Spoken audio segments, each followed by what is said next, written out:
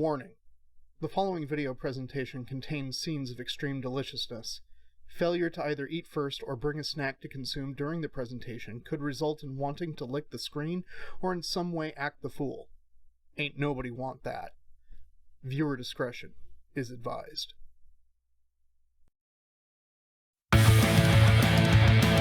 Hello, boys and ghouls. DK's making a snack today. What's it gonna be? What's it gonna be? DK's making a snack today. Shove it right into your mouth. DK's making a snack today. What's it gonna be? Is he making it for me? DK's making a snack today. It's time for tactical snacking with DK.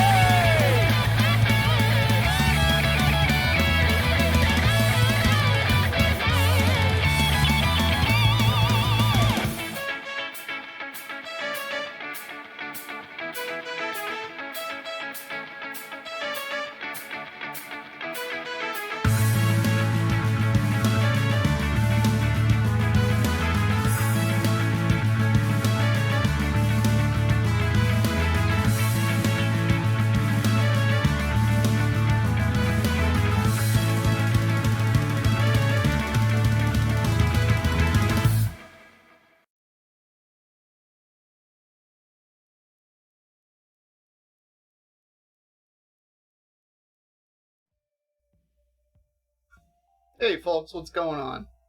Welcome. The Avocado Green KitchenAid is here. Hey, Scott2572, thanks so much for the resub, buddy. It's much appreciated. How's everyone doing today? Hopefully, staying cool out there. Having a good weekend so far. So far, so good for us. It's, been do stuff around the house, get things ready for today, work, just regular old, adulting type stuff. So that's been what's going on. But it's been a pretty decent day so far. So on the menu, we have, hey, Uncle Stinky. Welcome back, buddy. It's been a minute. We're making ribs in the Instant Pot. It was suggested that this was a valid method by a couple of people. And since Mrs. Hueso is a big fan of ribs, and I love Mrs. Hueso, we do stuff that makes her happy. Are you not a big fan of ribs? Oh no, I love ribs. It's just that, I'm used to doing them in, sous vide especially, which is like a 36-hour ordeal. So, anyways, somebody said, yeah, you can totally do them in the Instant Pot. We're like, okay, well, let's, do a little research. And sure enough, there's a number of sites that talk about doing it that way and suggested methodologies and times, etc. I just ate half a cold cheeseburger and a hot baked potato. Oh, and some peanut M&Ms. Okay, good. You had your snack. That's important for this kind of thing. So we're gonna give it a go. See what happens. I have checked multiple websites to try to confirm some information, just to figure out basic times and everything. Seems like a lot of times people were saying, we're using baby back ribs, which I personally am not a huge fan of. I tend to prefer the spare ribs or the St. Louis cut of the spare ribs personally. And that's what I went with. Also because they're way cheaper. Yesterday on Instagram and Facebook, I posted a photo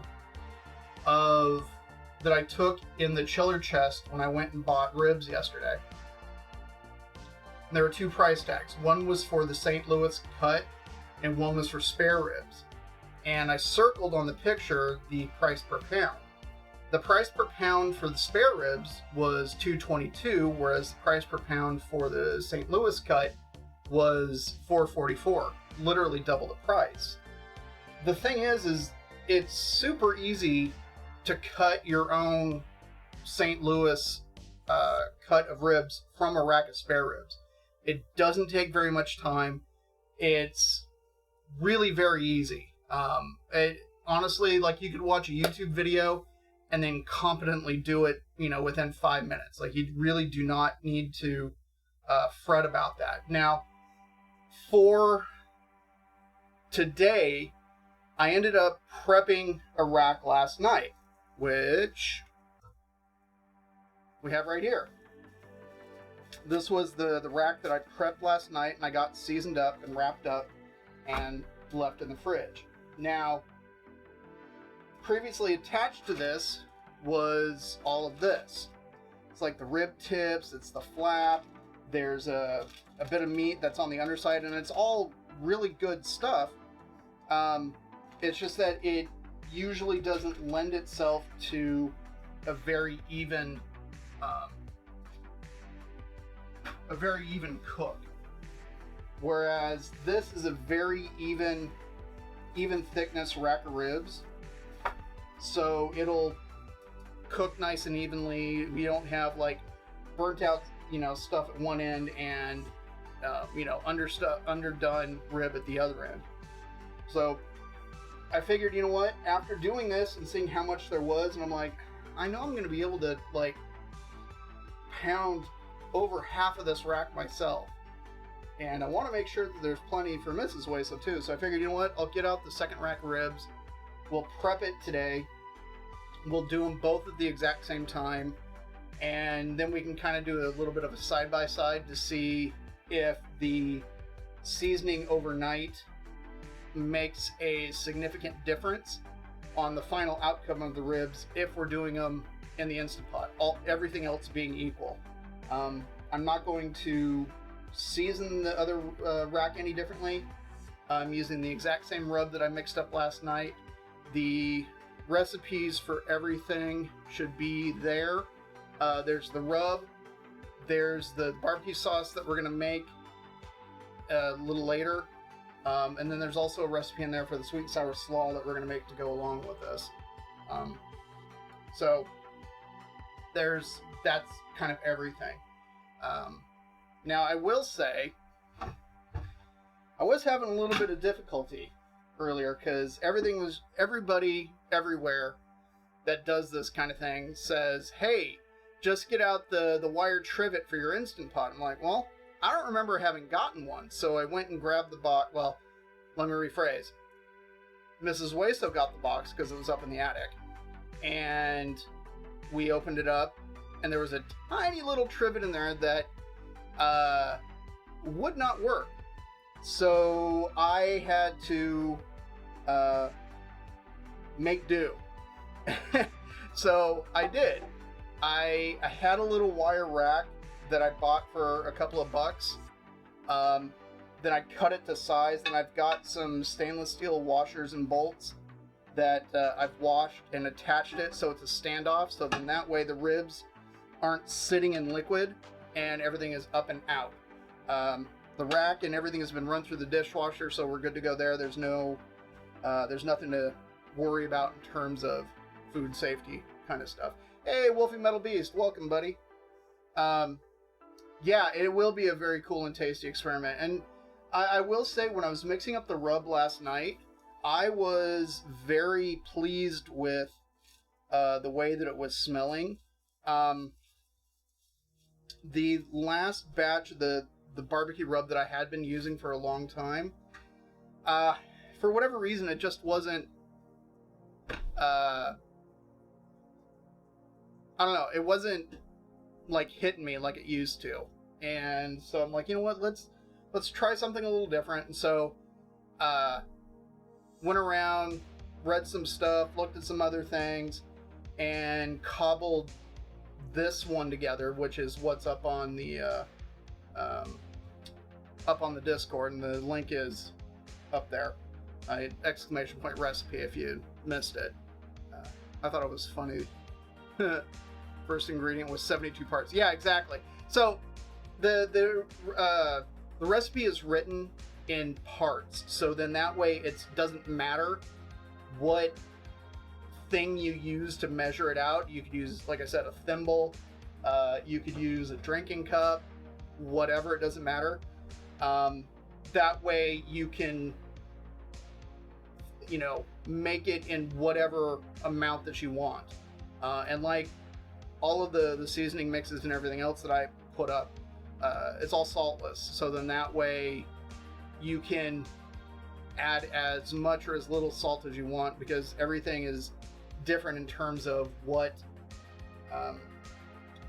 the amount of salt that it needs. So like ribs need something different than a brisket versus like a full pork butt versus a chicken. Whereas the amount of rub that I would put on stuff is pretty much the same for everything. So anyways, let's get this sucker unwrapped. Let's turn that other rack into an identical St. Louis rack. And then let's get the party started. So, the time and the procedure that we're going to be going with for the Instant Pot is based off of a few different places that I've been reading. And what we're going to be putting in the bottom of the Instant Pot for the liquid portion of it is going to be cider vinegar and a couple of drops of liquid smoke. So then that way we get some of that infused into the ribs, but the ribs won't be sitting in it, which is not what I want. I don't want them sitting in anything.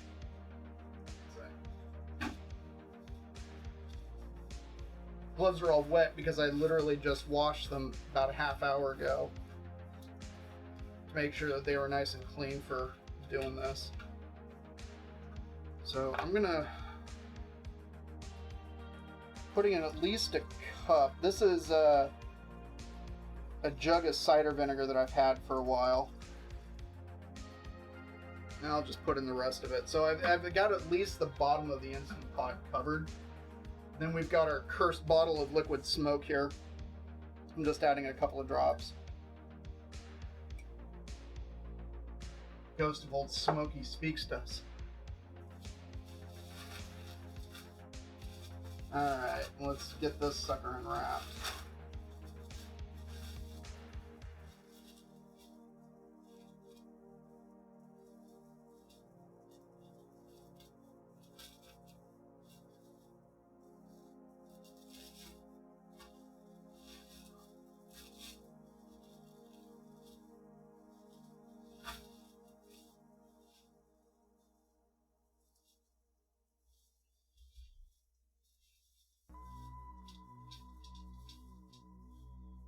Oh, they certainly smell good.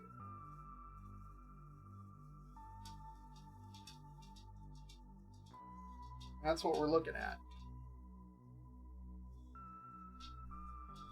So I'm just gonna drop that right about there. Leave that standing up. It's funny, from the top down, I don't know if it's actually visible on camera, but it looks a little bit like a smiley face.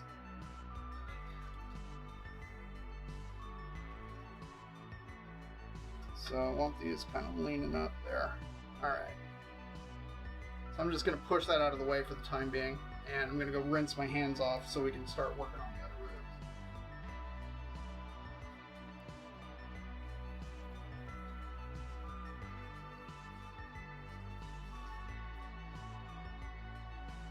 ribs. Okay. So here we have a rack of spare ribs, and this particular brand slash packaging, the Smithfield extra tender ribs, have become very, very popular on the competition barbecue circuit for the rib category. I guess what Smithfield actually does is they process the ribs by tumbling them in a like a vacuum chamber with a brine solution, effectively, in order to kind of pre-season them, and it ends up making them quite tender, and they've become very, very popular, like I said, on the competition circuit.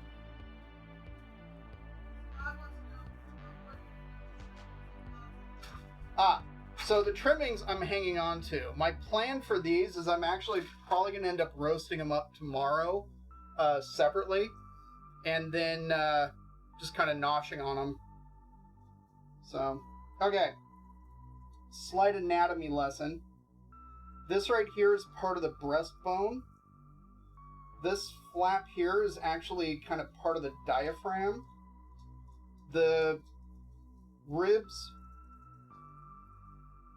connect,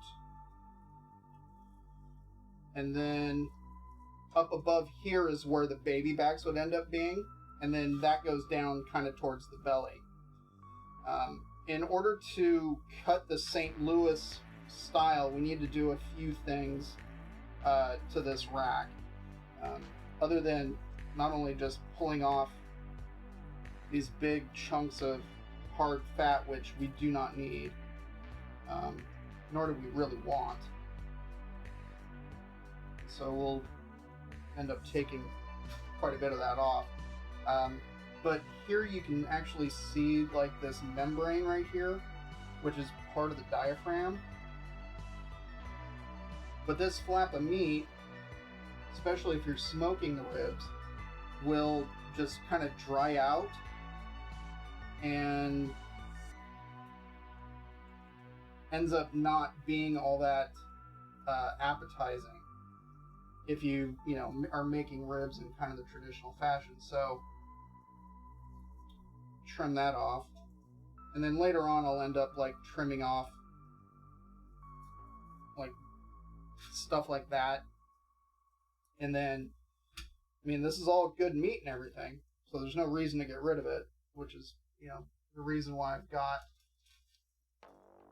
the bag of the offcuts here.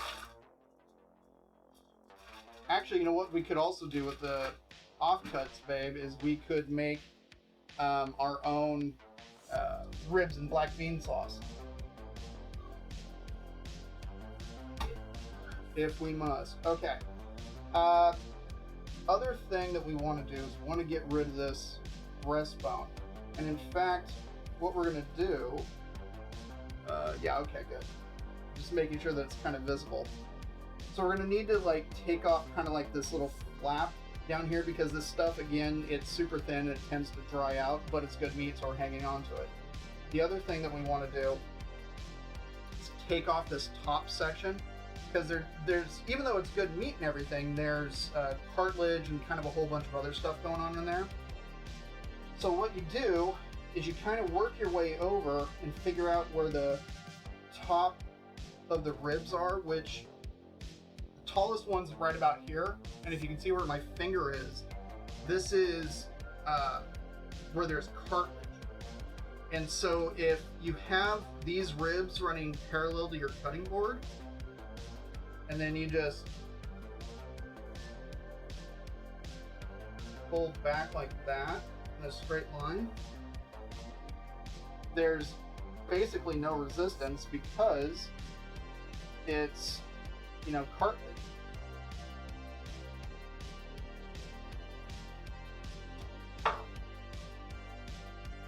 That's all, good stuff that, like I said, I will end up roasting up, or...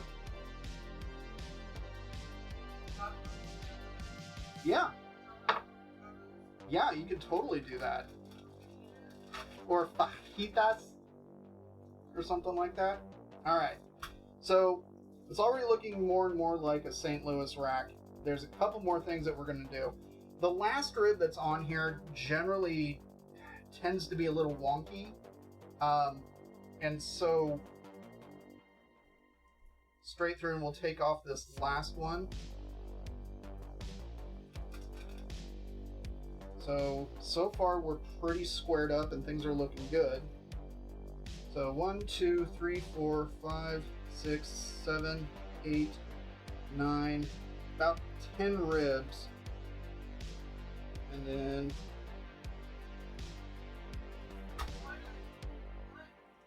okay. Why I do this? I know there's lots of questions.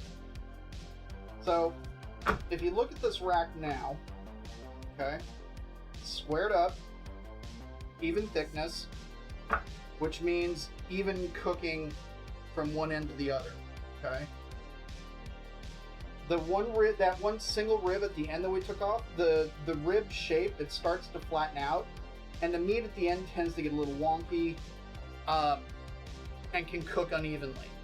Because that's the whole point of this kind of cut, is that it will cook that much more evenly, front to back, top to bottom. Now this end, this is a tiny little rib bit, smaller rib. Just the size of the ribs are kind of irregular, and it trails off into just this little thin flap, which again, like if we were smoking it, this would just dry up and end up burning off. And so instead of, wasting it like that, you have good even-sized ribs all the way across, and we hang on to this. But for our purposes, this is an excellent looking rack. The one thing that I would do is pull off some of this additional surface fat. Just a little bit of it. I mean, you can have some fat on there, but I would rather have the fat be in the muscles itself instead of just like solid pieces on top. And then one other thing is there's a membrane that's on the back here, and the membrane is kind of what protects the guts from everything else. It's not a necessary thing to totally do, but it is it's not a wholly unpleasant experience, but it's not necessarily super edible, and it's pretty easy to do, so I don't see a reason. There's no downside to removing this membrane. And so you slide, and using the back of the knife, trying to work it so then that way I can get fingers underneath it.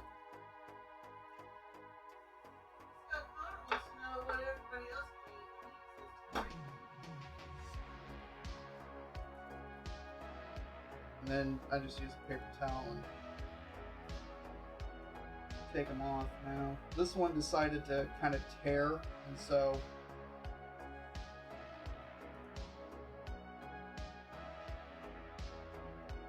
I will say it's usually easier to do this with like a butter knife.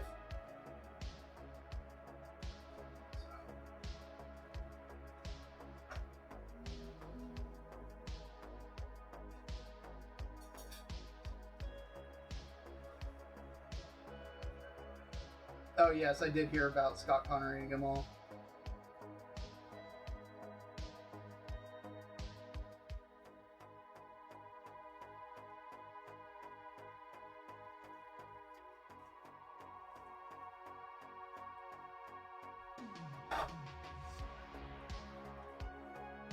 Yeah.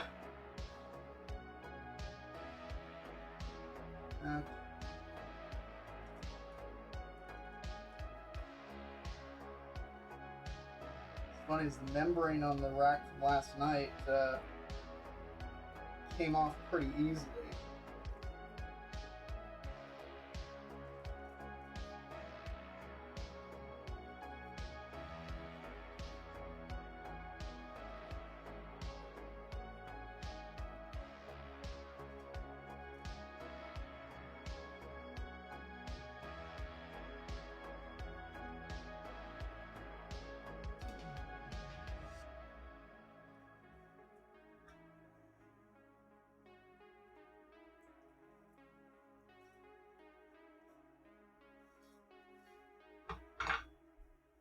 That's much better.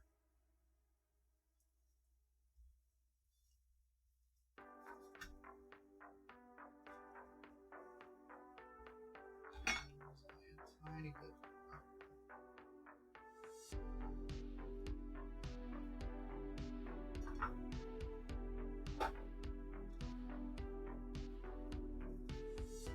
There we go. Okay.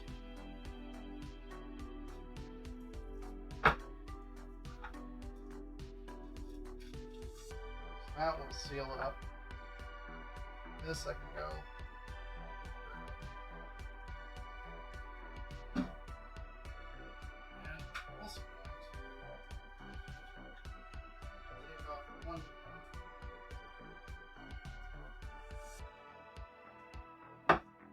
So now we can get to seasoning.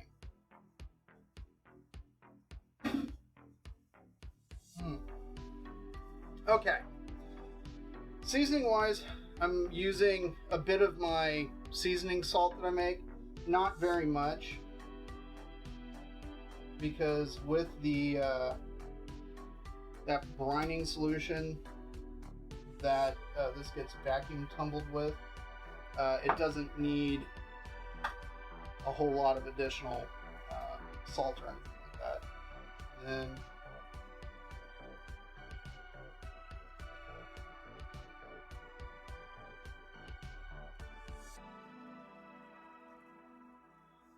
now, generally speaking, on the back side of the ribs, you don't necessarily need to put a heck of a lot of the rub, just because there's not as much exposed meat on the back side.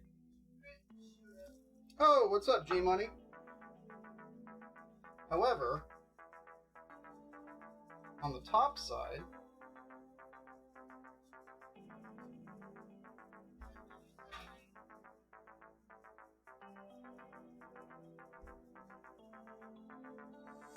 well, thank you. How are you doing this fine Saturday?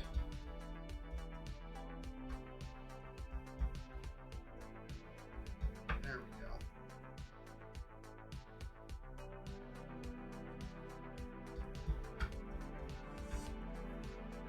That is looking real good, and it smells amazing, I will say. I'm very, very pleased with this new barbecue rub recipe. I'm very pleased. We've not even made the actual ribs yet, but just from the initial smells, you can already tell that this is a winner.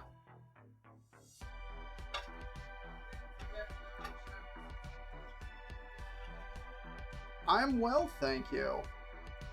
So, okay. That's set in. The other rack is set in. We are about ready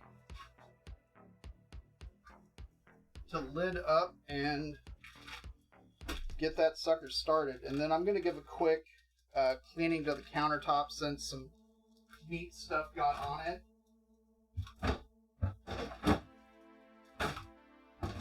That big bag of rib tips and flat meat and stuff like that, yeah, that'll be either roasted up or maybe turned into tacos, any number of things. I don't know. We'll play around with it, but it's definitely not going to go to waste. So, all right, let's get the lid on. Oh, thick level of seasoning? No, not at all. So that seasoning blend that I put on, like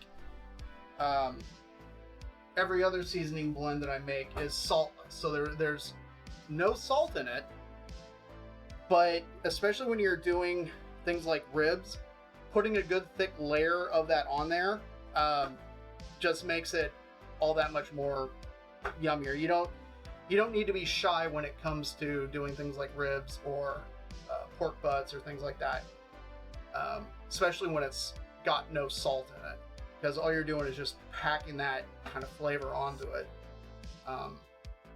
Yeah, so there we go. All right, Instant Pot, pressure cook, 20 minutes. 20 minutes and then a full natural release, meaning once it comes up to pressure, it'll stay at that pressure for 20 minutes, and then we're going to let it naturally descend. And during that time, it will, in theory, tenderize them and take them to the point of being not fall off the bone, but still have a little bit of chew to it. But it will easily pull away, which is kind of the texture that we're aiming for. And then to finish them off, we'll throw them under the broiler and slather on some of the Whalesboro barbecue sauce that we will be making. But first, we clean.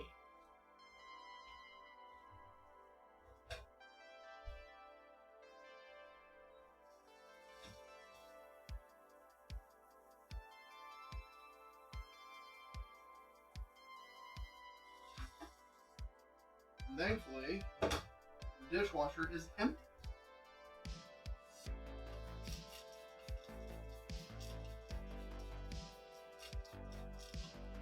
All right.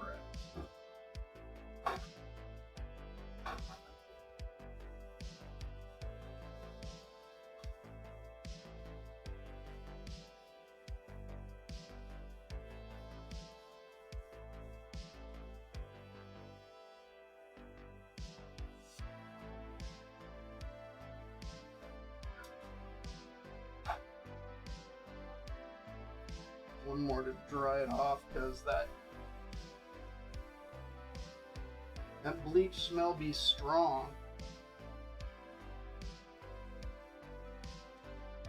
Okay, that is ready to go.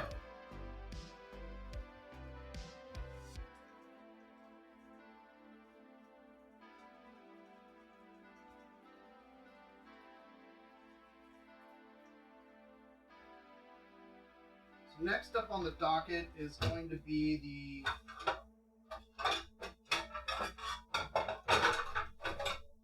the barbecue sauce, since that's going to take a little bit of time in order to make. The recipe for it is in that link. It's the Whalesboro barbecue sauce recipe that I make, usually using a relatively nice beer base. So I pulled a couple of cans and bottles. Hey, Mally, thank you so much for the resub. Popping out of Alert to drop this. Trying to ease back into watching streams this weekend. Hope yours is going well today. Hey, Scott Connor, welcome, welcome. Mally, I appreciate it. I completely understand the lurk mode. So please feel free to lurk away. Or, you know, or not. Whatevs. I appreciate you being here, regardless. We gonna make the barbecue sauce. But first we have to choose the beer. I have pulled a couple that I thought would make for a good barbecue sauce, and so I will do my best to kind of talk about them, and then we'll let chat kind of decide what we should do. So the first contender is a can of Kilt Lifter from Pike Brewing Company. It is a Scotch ale. It'll lift your kilt. But they were kind enough to put all of this cool information on it, specifically about having using ESB malt as well as peated malt, so there's a little bit of smokiness in here. It's got a gravity of 1064, 6.5 ABV, 30 IBUs. IBUs are international bittering units, and so the higher the number, the more bitter the beer is. So think like your triple IPAs are going to be in the hundreds, sometimes even higher. So 30, pretty low. It's definitely not the lowest, but it's, yeah, that's what we got going on here. So Scotch ales, I'm a big fan of for making barbecue sauce, so that's contender number one. Contender number two, collaboration between Cigar City Brewing out of Florida and Oscar Blues out of Colorado. And this is a barrel-aged Bambarana. It's an imperial stout aged in whiskey and brandy barrels, with figs, dates, and amberana wood spirals. And the wood, as I understand it, is a specific type of wood out of Florida that is, I believe, part of the oak family that has its own kind of flavorings. And so they added spirals to the barrels to kind of impart more of that wood character. So that's contender number 2. Contender number 3 from Founders Brewing out of, I think, Michigan. Anyways, this is their KBS, or Kentucky Breakfast Stout. It is a bourbon barrel aged oatmeal stout with, let's see. I used to remember off the top of my head. It does say on here, chocolate and coffee aged in oak bourbon barrels. So that is their KBS. And then they did a variation called CBS, which used to have a Mountie on there until people got upset. So this is like KBS, except the big difference being that it was aged in maple syrup bourbon barrels.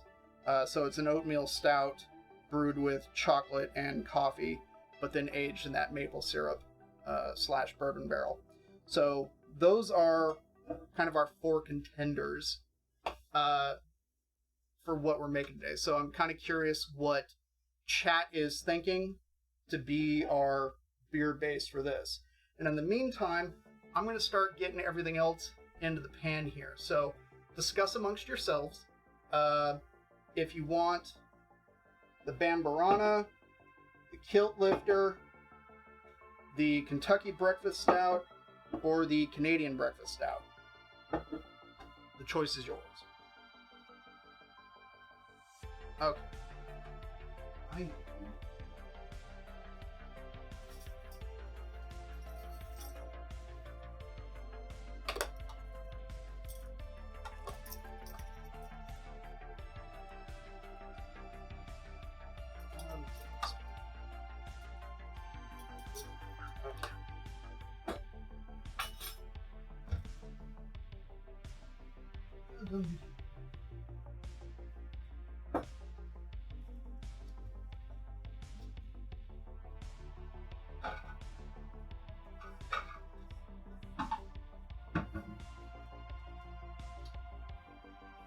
Canadian Breakfast Stout.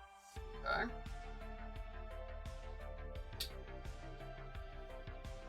That's half cup of vinegar. I'm using cane vinegar since it's my go-to.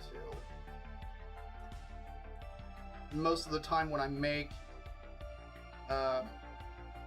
this barbecue sauce, this is the vinegar that I end up reaching for most of the time. Okay, next up, a couple of tablespoons of Worcestershire sauce.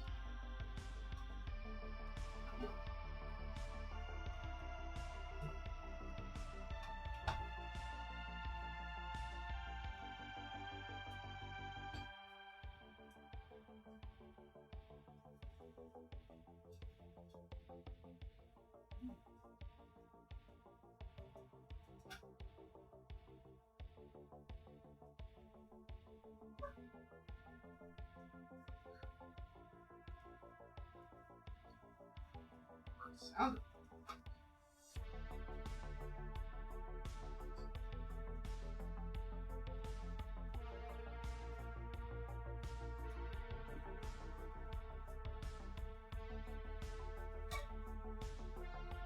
Two tablespoons is an ounce, but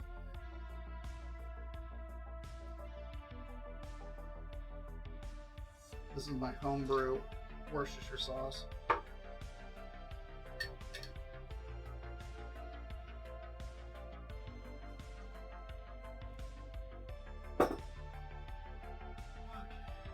Brown sugar, honey,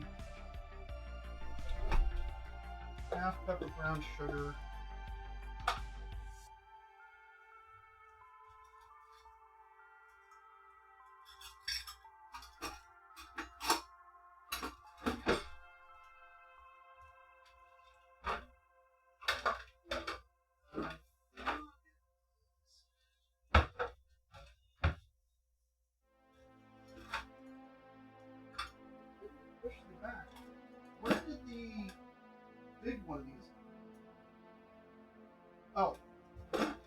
it out. That's why.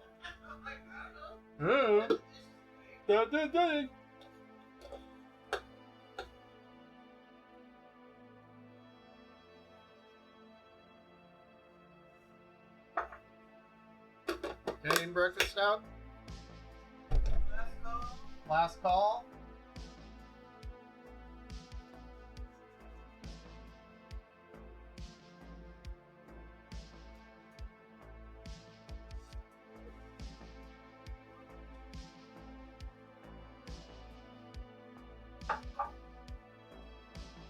Going once. Once. Ties. 3 times a matey. Okay. Canadian breakfast stout it is.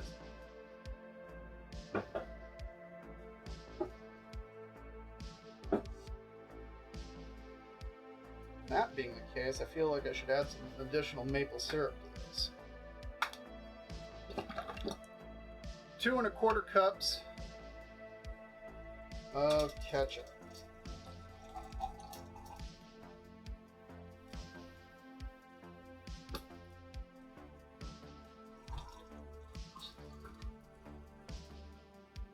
So I think what I'll do is I'll sub the honey for maple syrup.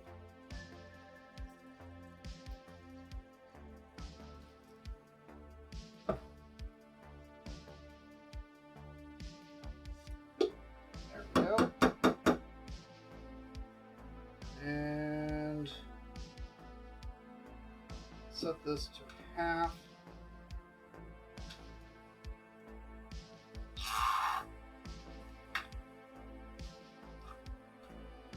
Oh, it's working on coming up pressure.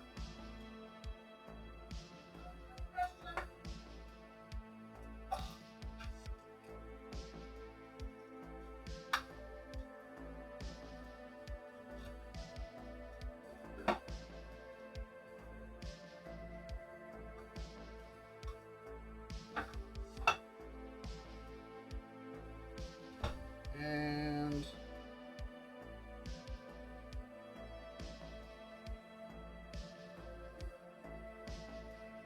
maple syrup. And for good measure, a little additional maple syrup. Why? Because it's good.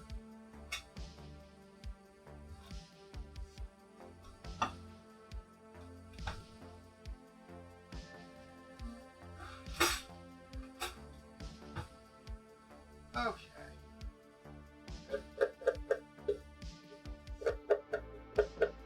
Oh, it is sealed. Should be hitting the time any moment now.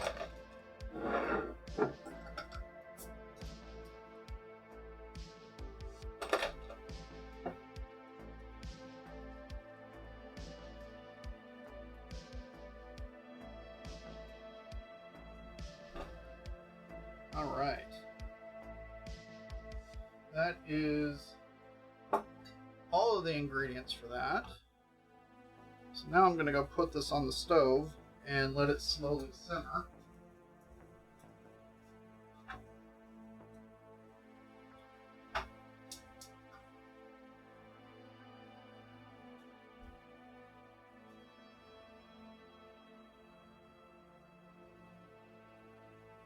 If everything is working like I'm hoping it's working. Oh, yep, camera's on.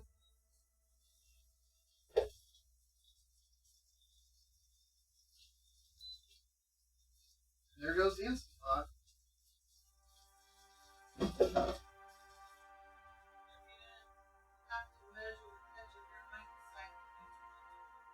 Put on bump. Oh, it is a plunger style measuring cup. It's probably 20-ish years old. It was it was from Alton Brown's web shop. He discontinued those years and years and years ago because the ink on the sliding portion would wear off. But yeah, especially if you put them through the dishwasher. Mine have lasted this long because they've been hand washed. I know OXO used to make. Oh, apparently you can find a whole bunch on Amazon. I've had no need to look for them because, well, I got a couple that work just fine.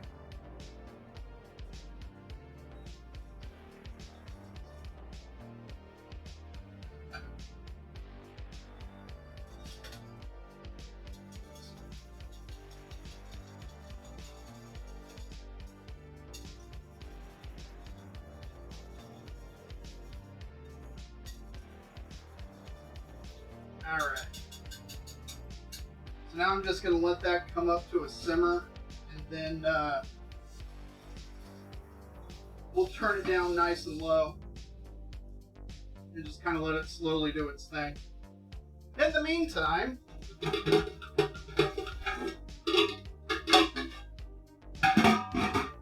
we need to get some other stuff wrapped.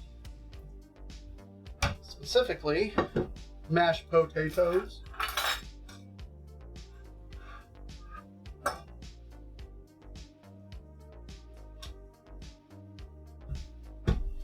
There we go. This is why I requested mashed taters to go with the ribs today.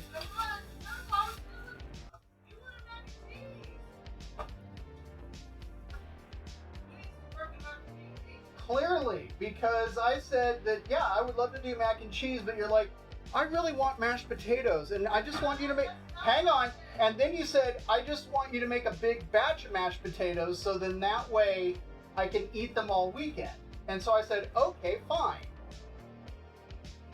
Apparently we remember the events differently. Yeah. But seeing as, Very different conversation. however, seeing as I'm the one who does the shopping and I'm the one who does the cooking, I claim executive privilege here. And she said she wanted mashed taters, and so I'm making mashed taters. Thank you. I appreciate that. I'm very. But. You have to listen to my words.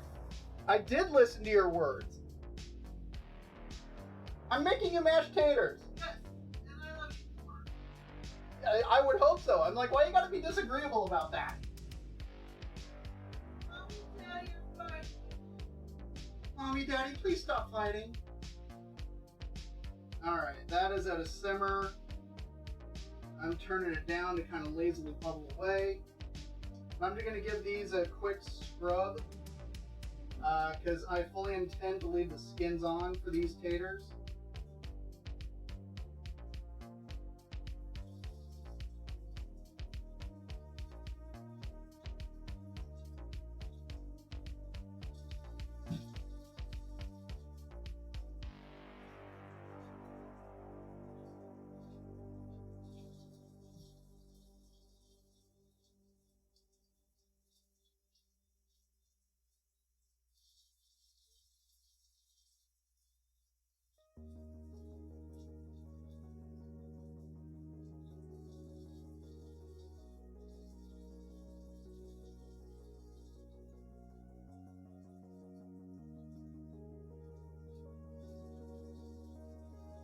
In case anybody's wondering, I'm using a sponge that I specifically, well, we have specifically set aside for the purposes of scrubbing vegetation, so it's not used for any kind of dishes or anything like that.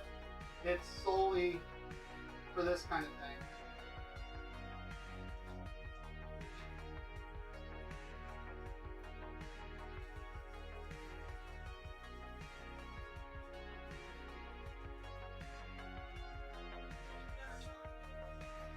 Yep.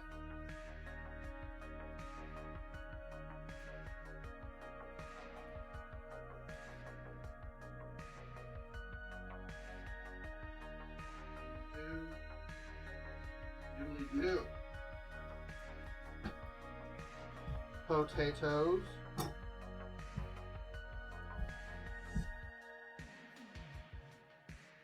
sure what that is.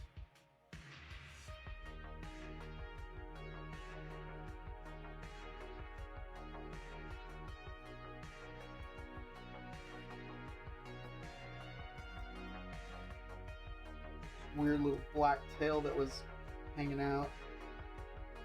Huh. Okay.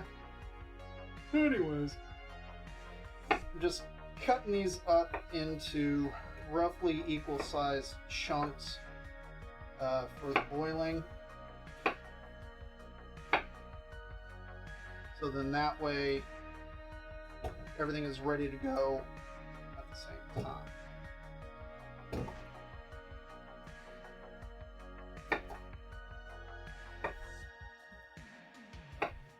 And then after this we can get working on the green beans. Green beans won't actually take very long. Well, after getting them prepped, what we're going to do is toss them in almost the last of the shallot and scallion oil that I made last weekend. I've been using it quite a bit, and I've been very, very happy with the results from it. So, uh-oh, potato overboard. It's alright. Pick it up in a minute. So yeah, we'll toss them in that shallot and scallion oil. We'll hit it with a little salt and pepper and garlic powder. And then we're going to roast them in a... I've got the oven at 425 right now. So we'll roast them for about 15 minutes. Then we'll shake up the tray and let them go for another 10. And then to finish them off, we're going to hit them with a little bit of lemon juice, lemon zest, some Parmesan, and we'll toast up some pine nuts to go with them. As for the taters here, taters we're going to keep pretty simple. I mean, I'll slice up some green onions to like sprinkle on the top, but we'll leave the potatoes pretty, dare I say, plain. Not plain like, oh, they're just mashed potatoes. No, they're going to be very good mashed potatoes, but they're just not going to have a whole lot of stuff added into them. Because my wife is plain Jane. She prefers her mashed potatoes that way, and that's totally fine. But there's... She was in the mood for more plain. I misspoke again. What? I misspoke! I love you too! What? Anyways. He'll hydrate. Alright, I'm gonna go hit these with salt, cover them with water, get them on the stove, and we'll bring them up to a boil. Hey, Immunize! Welcome, welcome. Dude, since you were here last night, and you missed the vote, we put a bottle of Founder's Canadian Breakfast Stout into the Walesboro barbecue sauce today. So this was the beer that won in the informal poll.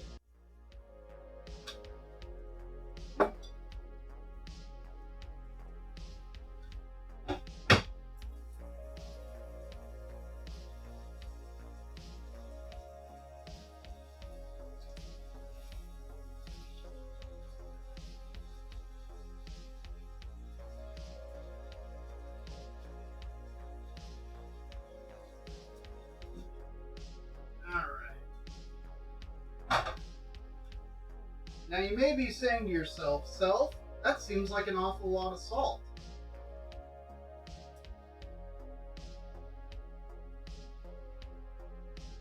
And you would be pretty correct in that assumption. It is quite a bit of salt. However, and yes, I did just add more. When it comes to boiling pasta as well as potatoes, I go salty like the sea. So then that way the potatoes, the pasta, whatever, is properly seasoned. So later on when the potatoes are ready to be mashed, You'll notice that I'm not adding any salt whatsoever because it's already seasoned.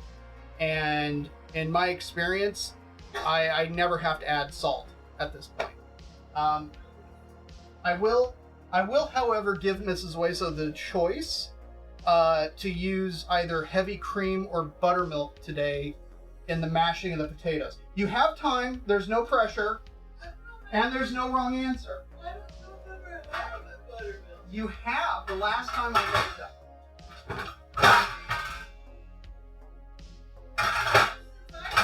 Plain chicken. I leave it to you. Oh.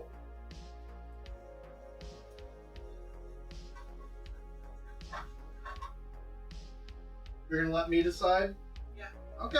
You know this. Okay. You're supposed to say, I know. Alright, next up, green beans.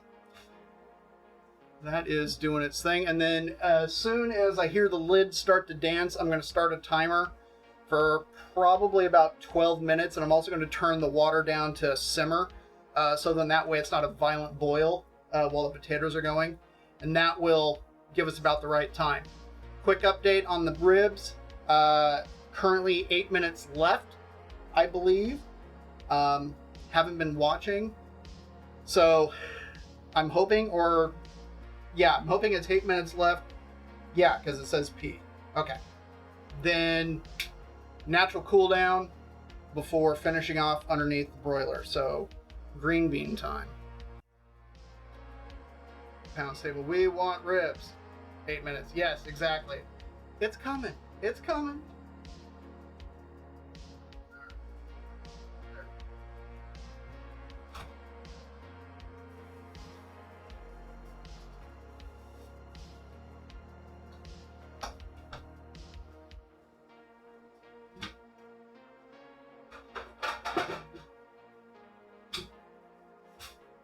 I'm not going to make a ton of green beans, just so then that way we're not sitting on massive amounts of leftovers. I mean, the mashed potatoes I get because we can fry them up for breakfast and stuff, but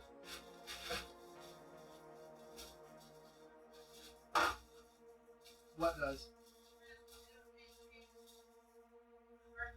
Yeah, mashed potato pancakes for breakfast. Why not? Alright, tray's ready to go.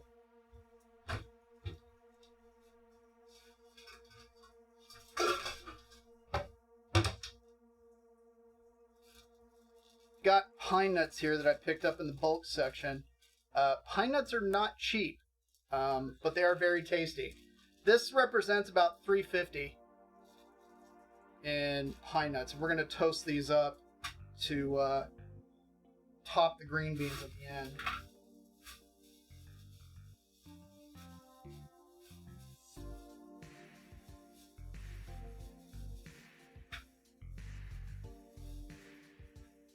Green beans are looking pretty good today.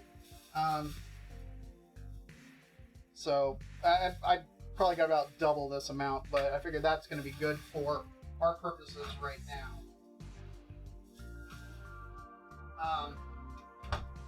Interestingly enough, when I shop for things like green beans and stuff like that, most of the time when I'm at the market and, I roll up on a big thing of green beans, especially at, certain markets, I will say, as I don't see it at everyone, but at certain markets I definitely see this.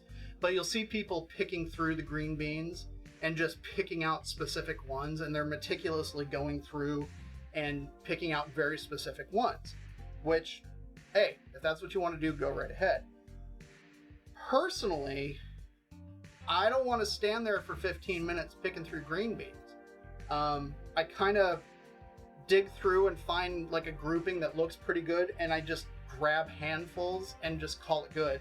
Because I figure, you know what? In here, okay, I might be throwing out like, or cutting off a couple of things, or throwing out some leaves and stuff like that, but this was, I don't know, maybe 98 cents or something like that. What I'm going to be getting rid of might be a nickel. And my time for that sort of thing is more valuable than sitting there and picking through, getting just the perfect one. Copy wrote, hey, thanks for the follow. So that's my personal strategy when I'm going through things, but your mileage may vary. And sometimes, to be honest, like, you know, the green beans are just absolutely gorgeous. They're in perfect condition, and so you never need to worry about that kind of thing. Sometimes they're a little squiffy or whatever. One of the bins at the market today was kind of looking a little squiffy, and the other one was looking better, but once I kind of dug through a little bit, I found a section that looked pretty decent, and so I was just like, all right, I grabbed, I think, 3 or 4 handfuls, so that's what we got going on here.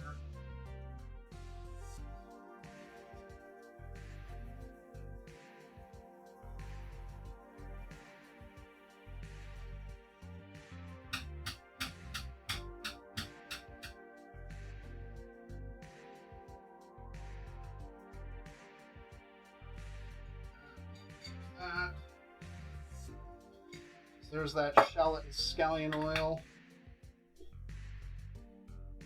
This is just freshly ground up black pepper from last night, so I might as well use that. Seasoning salt, and then a little bit of garlic powder. That's what we'll do with that. So, you know, it's fascinating how people have different strategies when it comes to working with green beans, like, you know, individually snapping them, you know, getting a whole group of them together and slicing them up. And I think it's one of those things that's like, you just kind of pick it up from, like your parents or something like that, if you've ever made them. And if you haven't, that's fine too.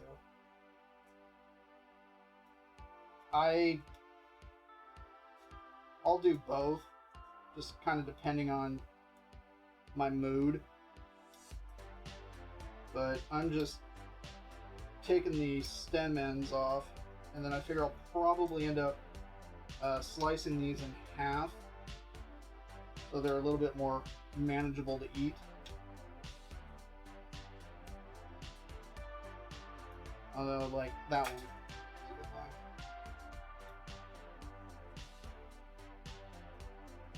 Yeah, like here's like a funky little end bit, but that's fine.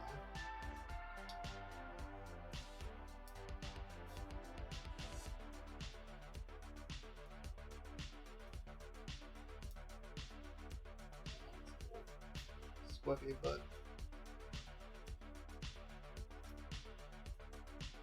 it's not enough for me to be terribly concerned. And it's certainly not worth the effort of picking through the bin.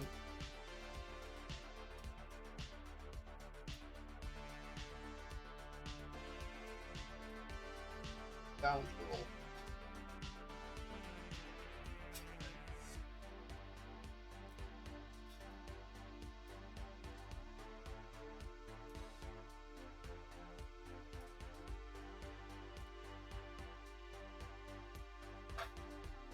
Yeah, and I'm just using a small tray since there's no reason to get out a big one, obviously. Alright.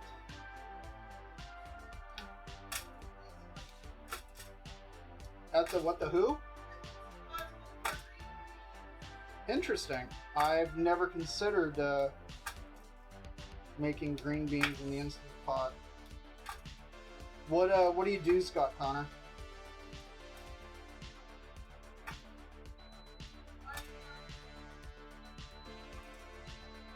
Because steaming or sauteing doesn't take very long, and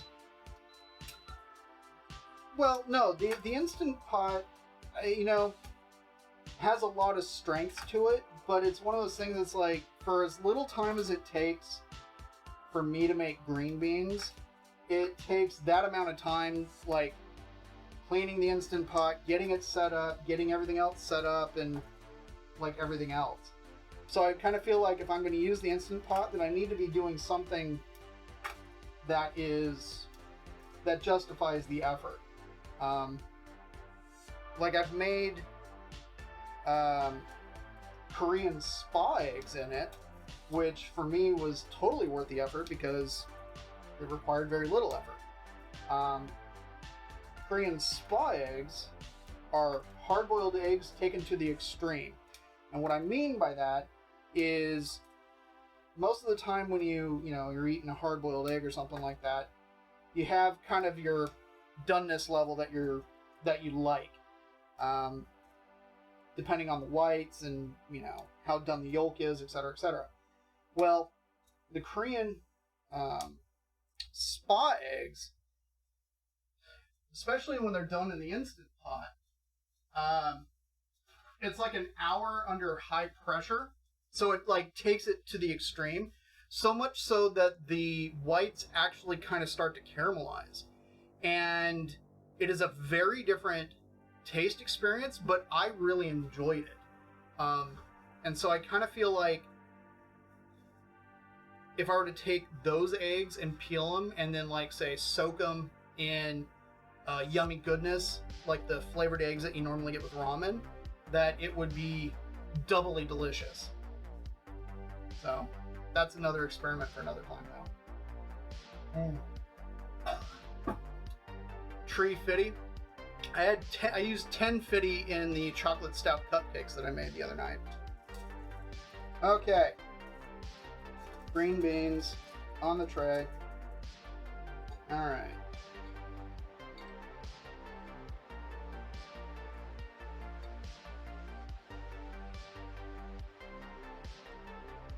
Not using a heck of a lot of this. And, I mean, the base oil for this was grapeseed, so it's fine for high temp roasting, which is, what's going on. Alright. That should be sufficient for that. A little bit of salt. Some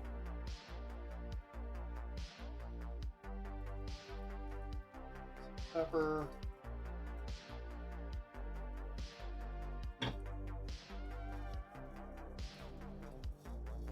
And some garlic powder.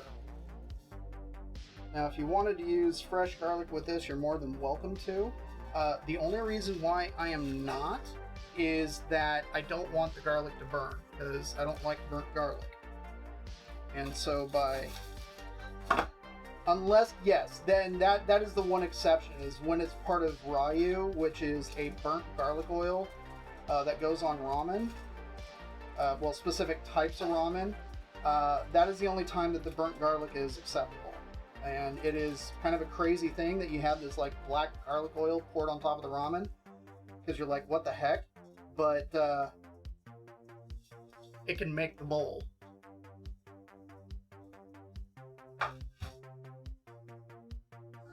That's still coming up. The barbecue sauce is simmering nicely. Let's see. Okay, so it's been coming down in pressure for 4 minutes. And we're letting that do a full natural release. And because there wasn't a heck of a lot of liquid in there to begin with, it shouldn't take too long to fully come down in pressure. But I will keep an eye on the little red dealie.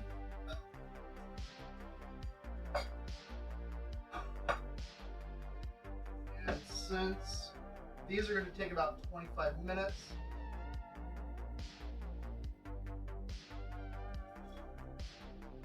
we're going to pop the deal down, set that to 15, stir the barbecue sauce.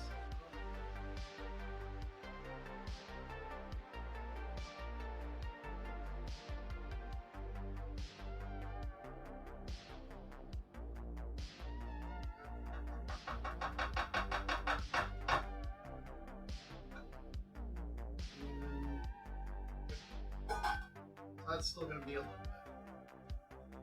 That is where we are at with that. In the meantime, I will go ahead and toast up these pine nuts. I'm just going to do that in a dry pan.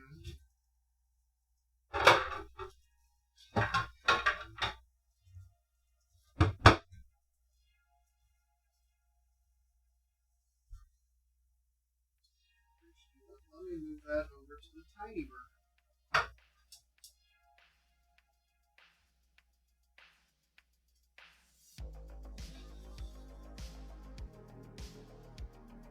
I should call that one the Aether Realm burner, because it's a tiny metal burner for your tiny metal hands.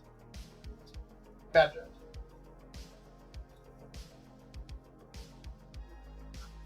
I'm not hating on him.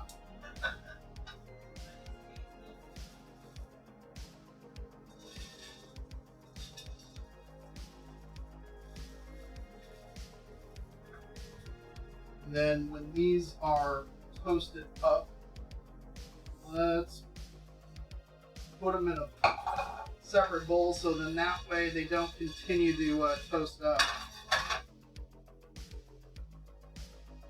And then we'll get to work on the slaw, which I'm not making very much of. But I think you'll like it. There's no mayo or anything.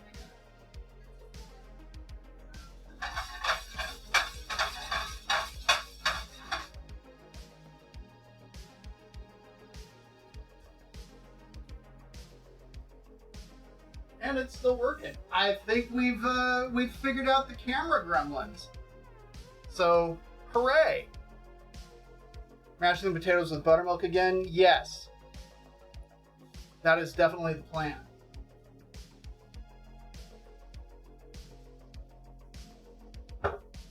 Butter and buttermilk.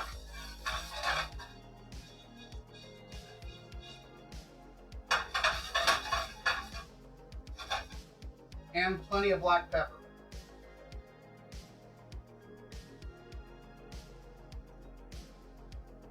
I'm going to switch to the back.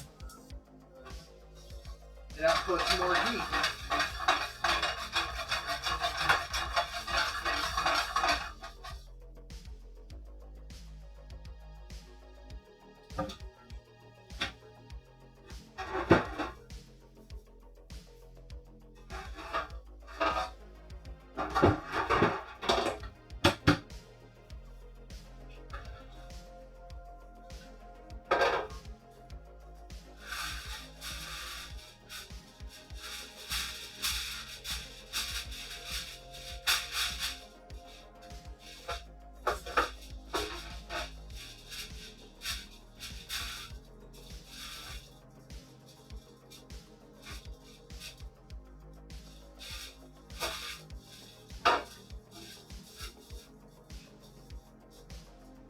Since the ribs are going to need to go onto a tray to go into the broiler,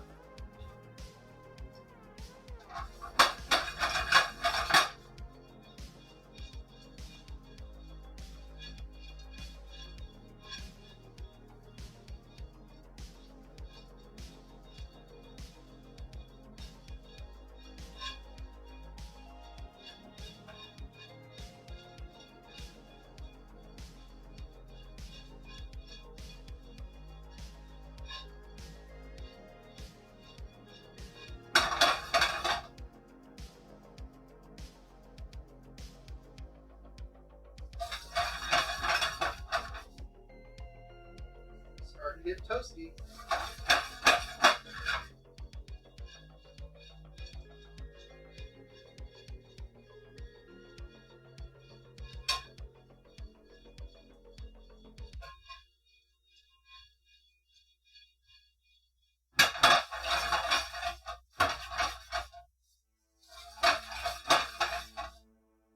They're starting to stick to the pan a little bit because they're starting to release oil.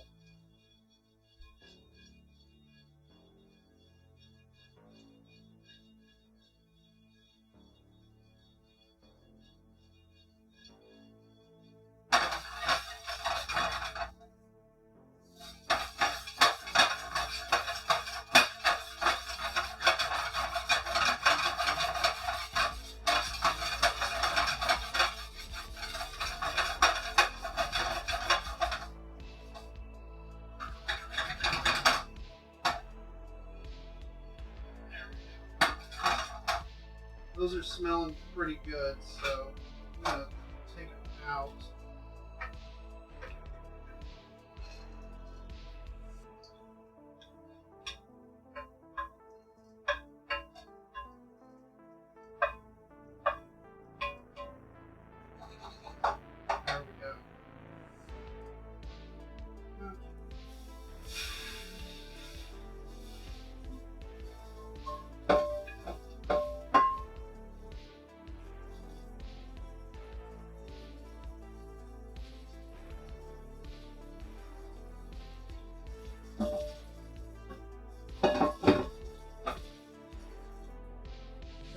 All of this can be loaded directly into the dishwasher after that. Okay.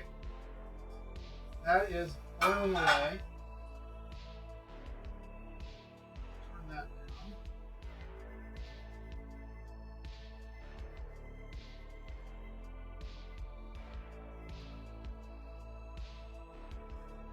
Timer is set for the potatoes. Other timer is set for the green beans. So now, let's get started.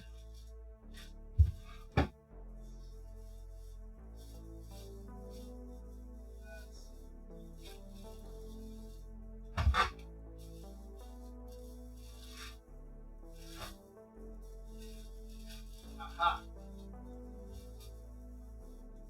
Like, I have carrots.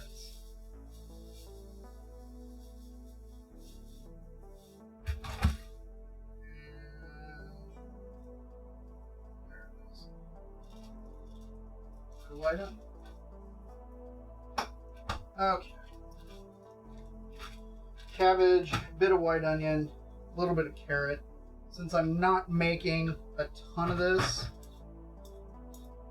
this will be perfect.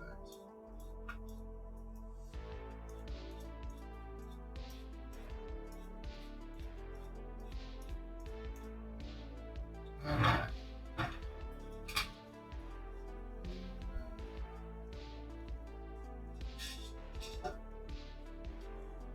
Very good. Okay, so the recipe that I'm using for this is actually on the Discord for the dressing specifically. That you can get into the bowl first, and it's 2 tablespoons of brown sugar.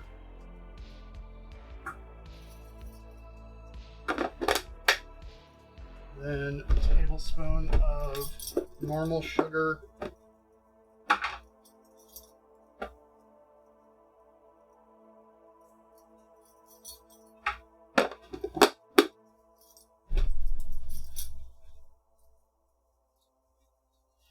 Give that a quick. Let's see. Pine nuts. Pine nuts was what was being toasted in the pan.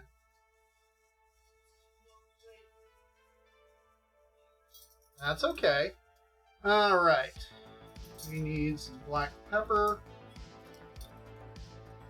Half a teaspoon of that.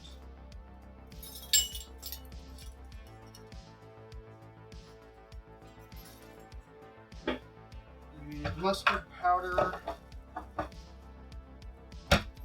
which is a teaspoon.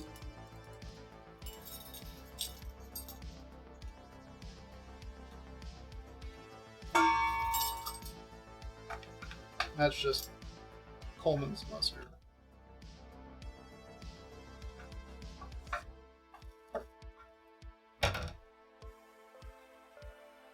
Better than D's nuts. That is true. 'Tis better. I mean, I don't have them up here anymore. I used to have a bag of nuts up here that I could pull down for, D's nuts, but that command still exists. Let's see. We need neutral oil.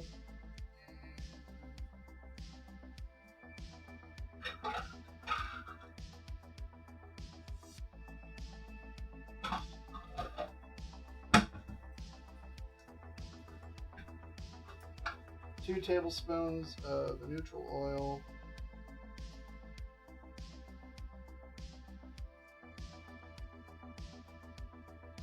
And then, let's see. Yep, see, there you go.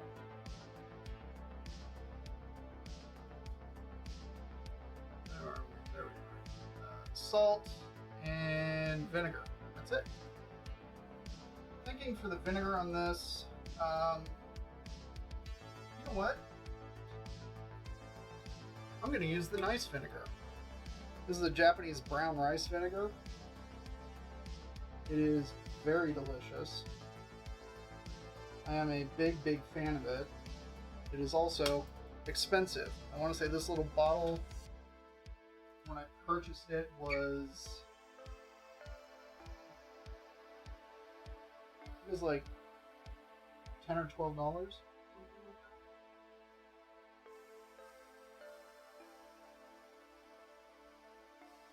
But, you know, that's what happens when you're buying a really high quality rice vinegar. Unfortunately, they used to actually have it in larger bottles, but I hadn't been able to find them.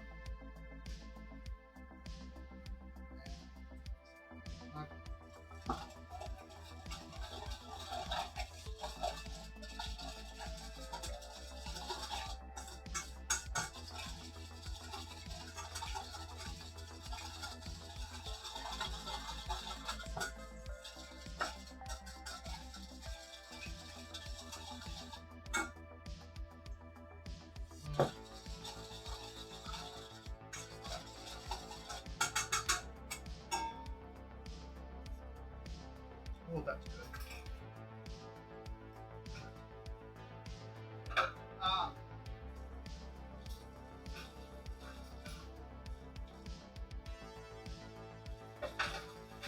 Sorry, I was in the middle of rinsing something and in the middle of the pot.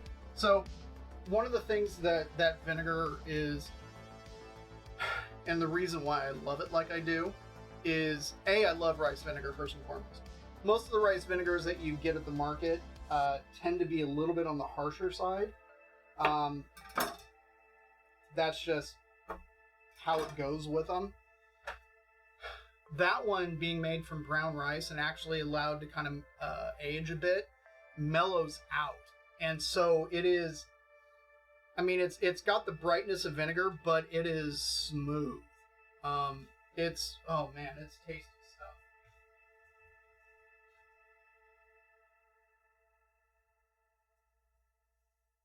Barbecue sauce, doing its thing. Okay, let's see. Minute 18 on the clock for the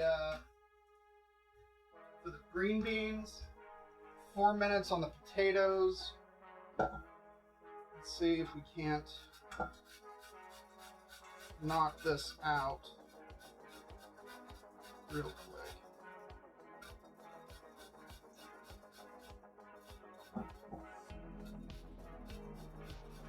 I'm aware that there's little carrot shreds that have gone on the counter.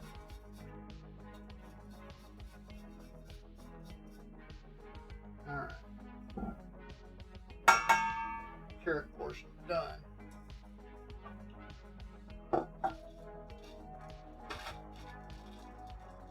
Thinly sliced white onion.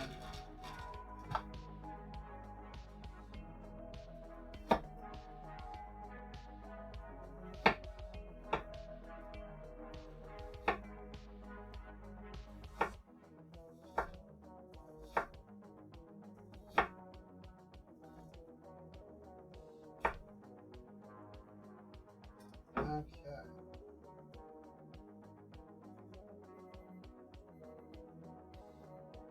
That is the green beans. Let's get those shaken up real quick.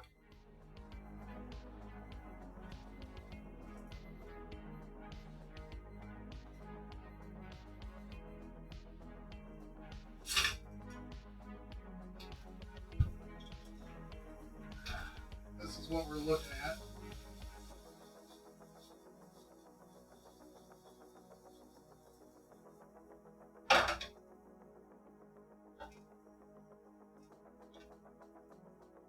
So far, they're looking and smelling really good.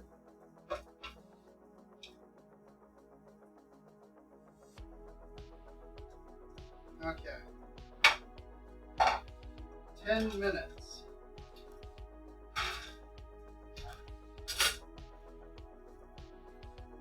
We got about 2 minutes until the potatoes. We'll check those and see if we're ready to go. And for the cabbage here, I'm just going to slice it kind of down the middle and then chop it like that.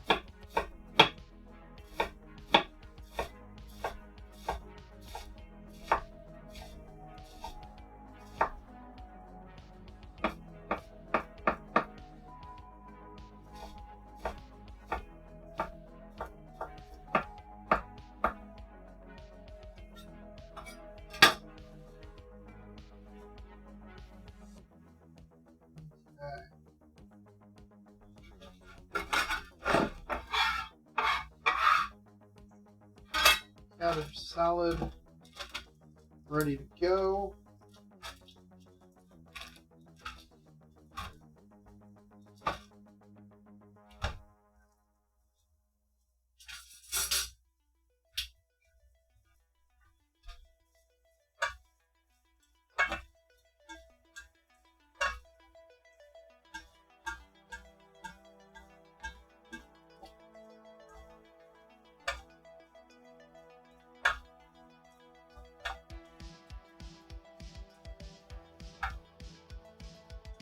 Okay, that is good. Right.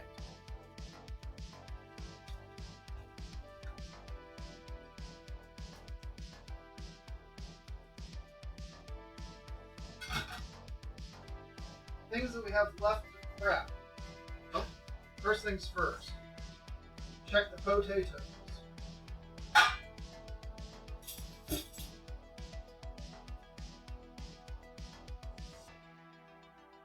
Get you ready.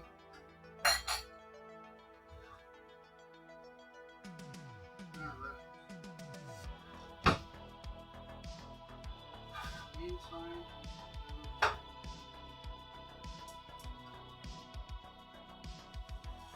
that over because we need the space behind us.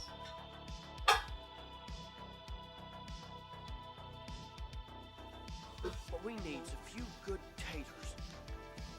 What's taters, precious? What's taters, huh? Potatoes. Boil them, mash them, stick them in a stew. Heat back on. Need to dry these out.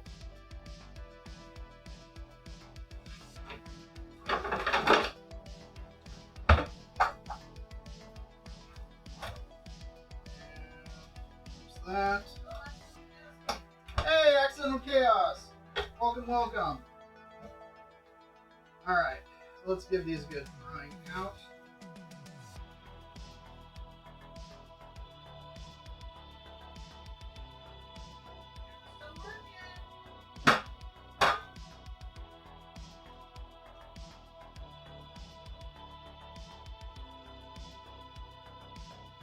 Alright, that is looking like it's pretty good and dried out. Hopefully my head hasn't been in the way for the whole thing.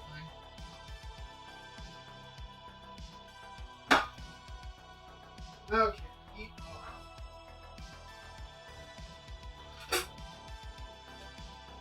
Different spatula. This is a full stick of butter that has been on the counter, and since it's been pretty hot, it is quite soft. My normal methodology for mashed potatoes is I put the butter in, and then we mash.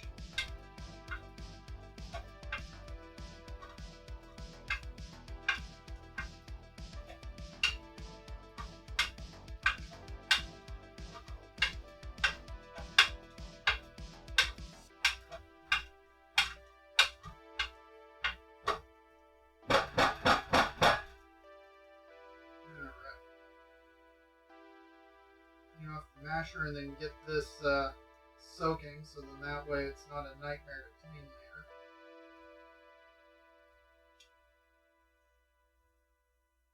Skins back in.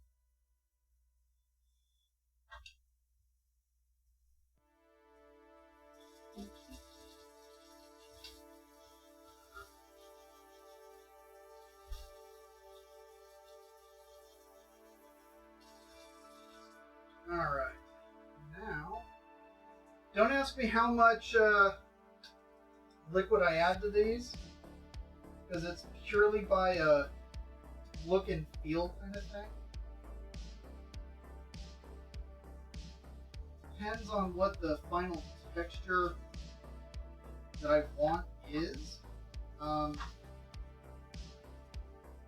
I tend to prefer them on the pretty smooth and creamy side. So I like to add a fair amount of either heavy cream or buttermilk to them. Yes, I like it. I I am.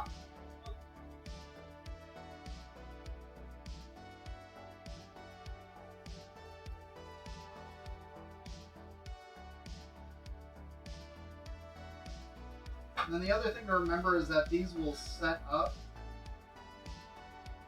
once they've been left to sit for a little bit.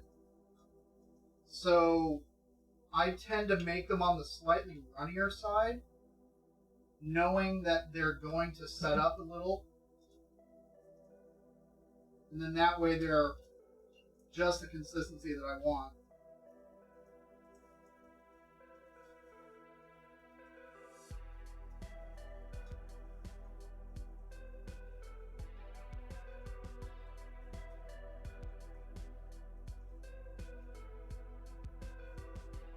That's looking really good.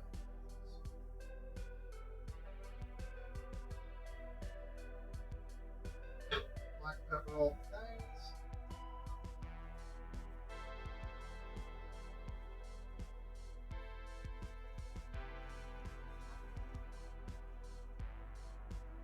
Alright, let's give these guys a taste real quick.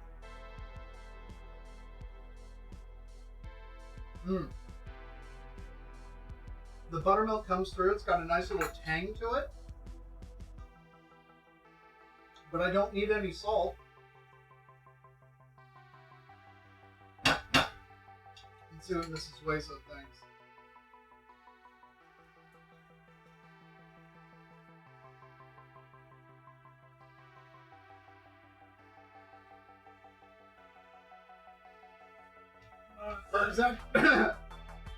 Her exact words are "roar."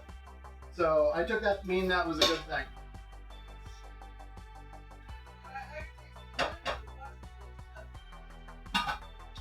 Yeah, there's a little bit of a tang, but it's not unpleasing.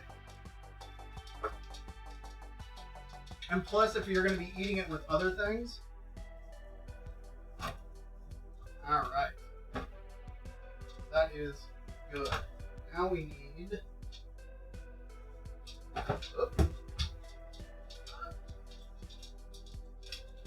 Take net off.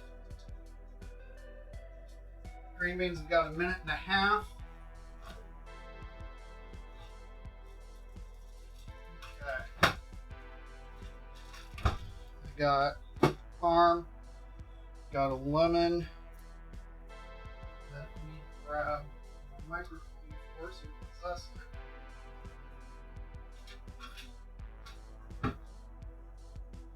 And pine nuts.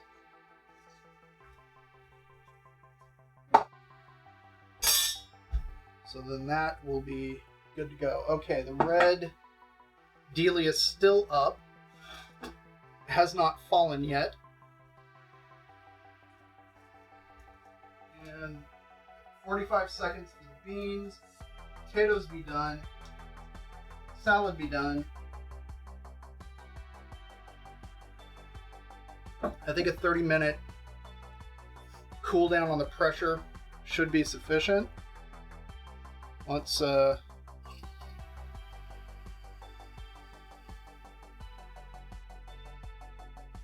that was getting ready to drop on its own. Very little pressure to them. Okay. This is going to be the moment of truth right here.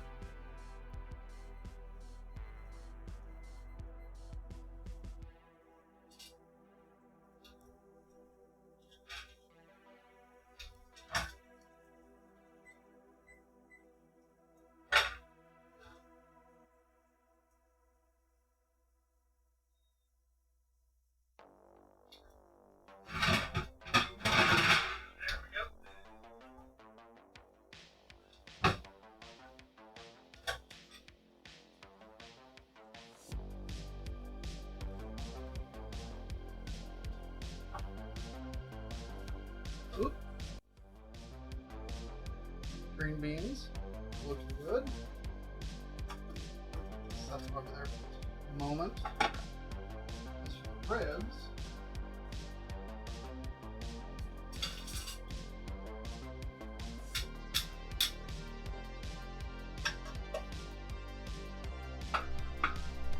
Rack number 1.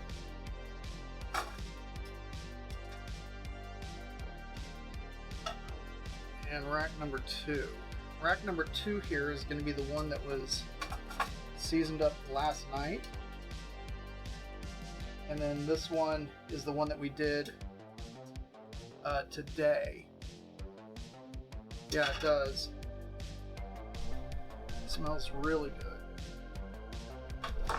I'm just unplugging the Instant Pot because I don't need to keep it going. So this is what we're looking at right now. A little bit more fall apart than I expected. But overall, they smell really good. And the plan is I'm going to pop these under the broiler for a couple of minutes. And then we're going to slather on some of that Walesboro barbecue sauce. And back under the broiler to kind of finish off. And then we will put it all together.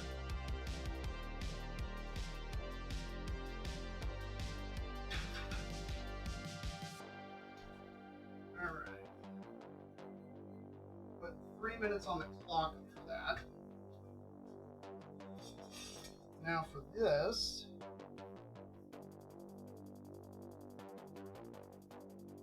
hitting it with lemon zest,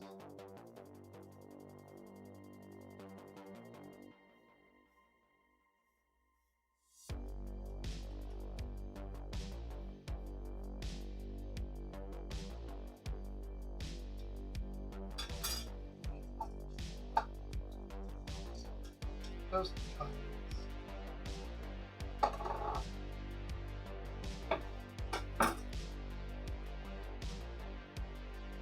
Lemon juice.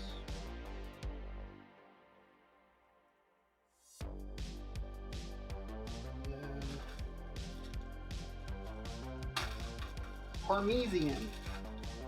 And since I already have the microplane out, I'll just use that.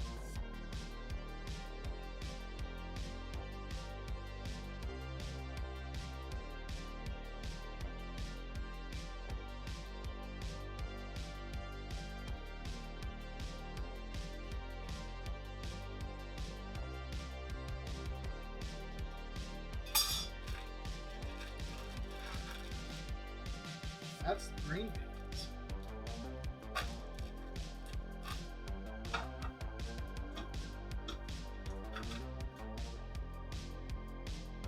Ba-da-da-da-da. Put that up there for the time being.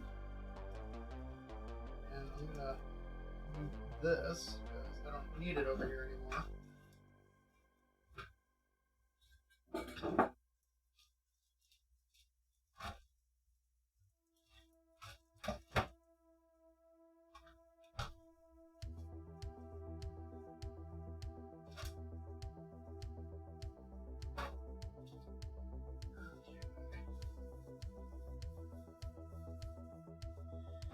Keep the pine nuts off to the side just in case we want to sprinkle some more on there.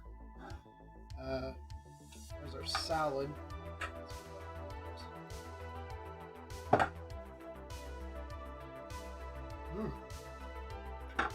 That is good.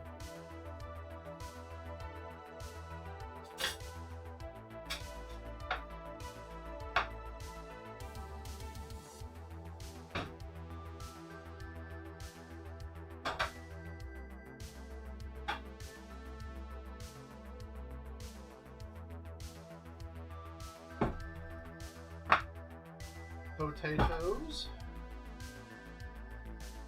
Oh, there we go.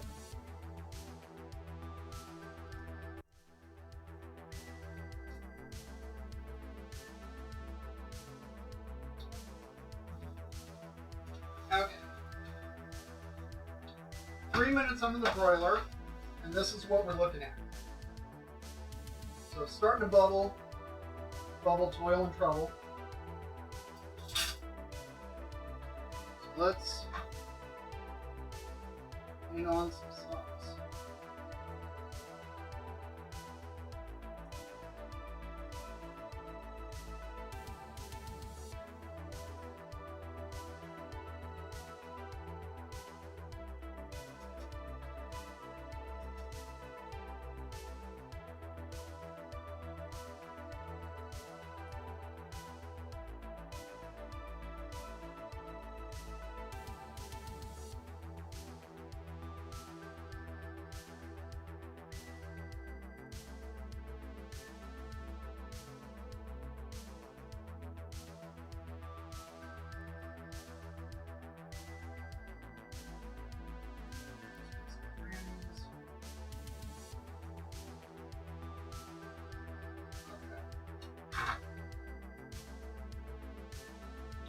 Ribs. Back into the broiler for another 3 minutes. There we go. Okay. So far, so good.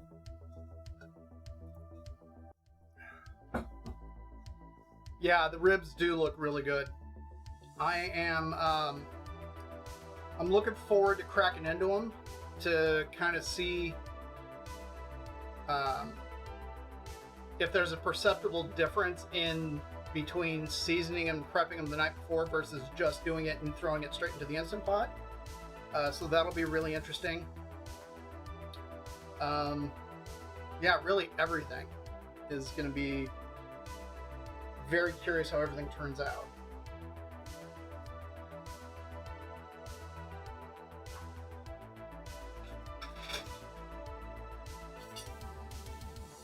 There we go. Tongs for that. Spoon for that.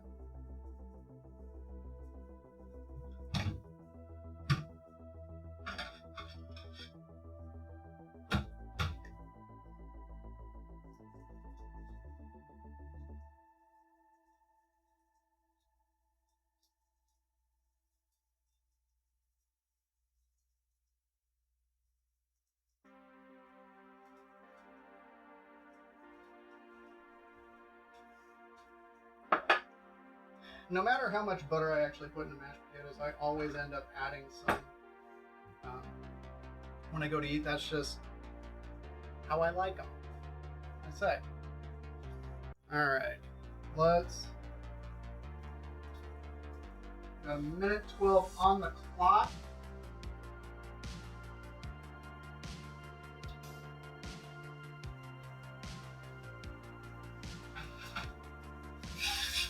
Giving them a quick rotate. I can tell you that they already look really, really good. I'm very happy with the way they look. We have some sauce off to the side.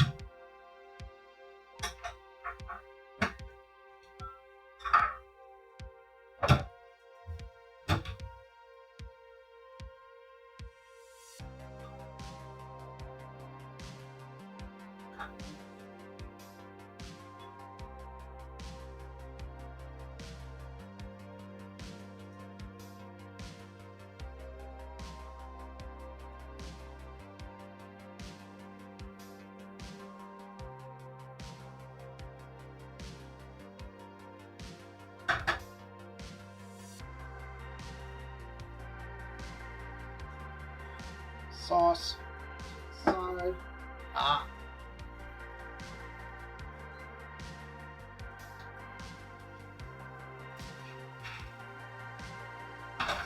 There we go. I'm just starting to get little black bits, and that's as far as I want to take it.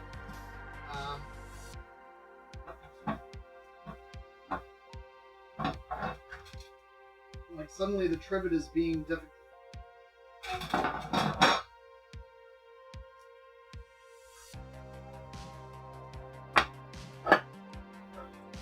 Let's get a proper view on these.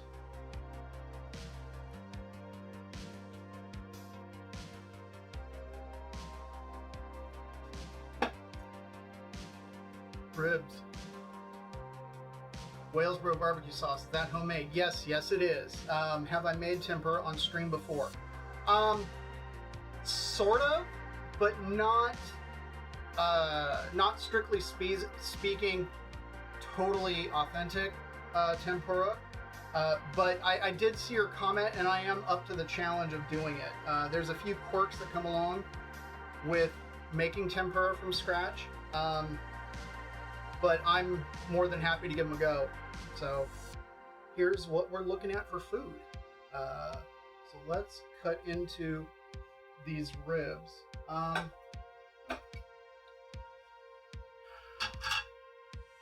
Normally,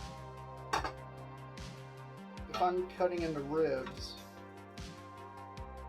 I actually like to do it from the back, because as you can see here, the bones are totally exposed. And given how tender these guys are right now, I don't think I necessarily need them.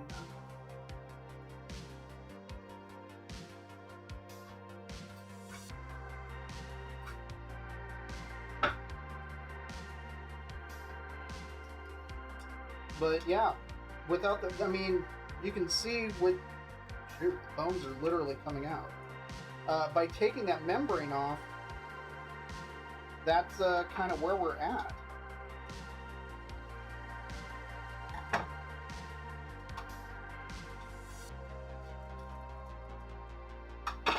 Jeez.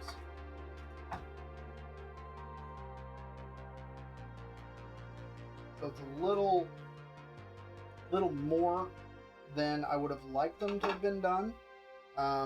I still would have preferred them to have been really kind of on the bone still, but I will still eat these just the same. But yeah, normally, you know, I slice through the back because you can see the bones better that way, and then that way you can make sure you're cutting in between. Although since this bone is already out. Dang!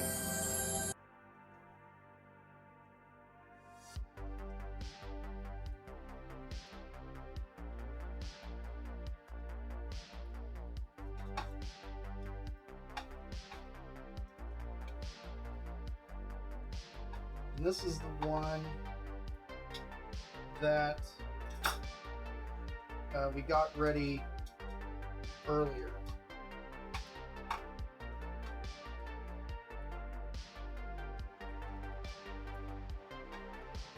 This isn't the rack that I did last night. This is the one that we did at the beginning of the stream today.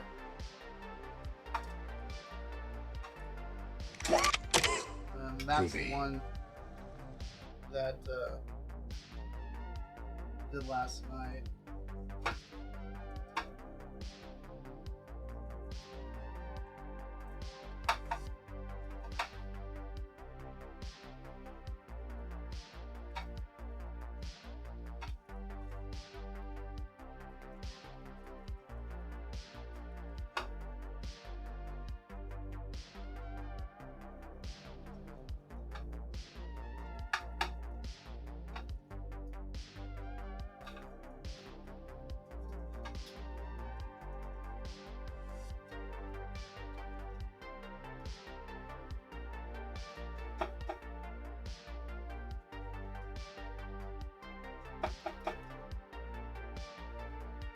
I'll leave those last two attached since they're pretty small.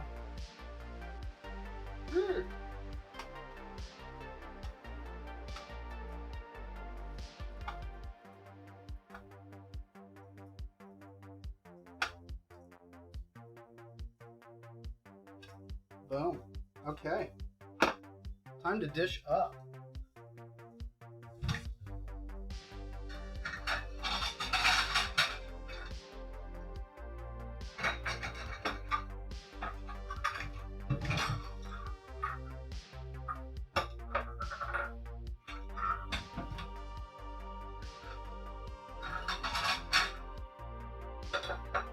Plate and a bowl down for you. It's over here on the front. Or whenever you're ready.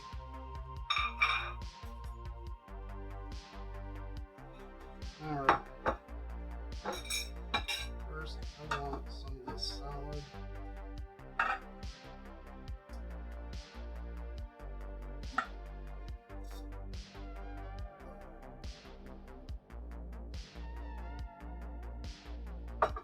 Alright, next up. Rib goodness. So, do two from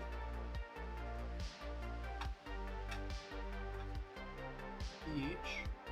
Put them on opposite sides of the plate.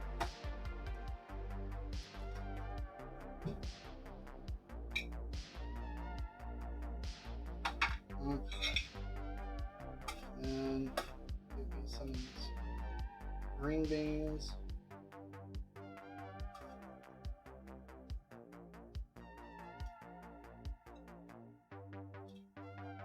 lastly,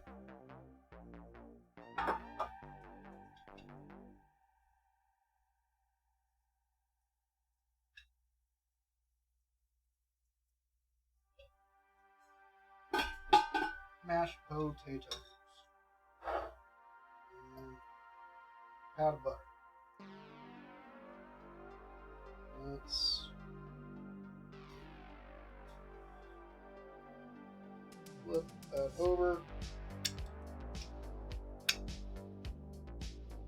There's our beauty shot. There we go. Woo! We're done with the stream, but a 2-hour time difference. It started at 1:45. Oh, I totally get it, Accidental Cast. It's all good, man. Don't even sweat it. Ones last night seem more like how I wanted them. Yeah, that's kind of the way that they're looking, but okay, so these came from this one, which is the one that I did last night.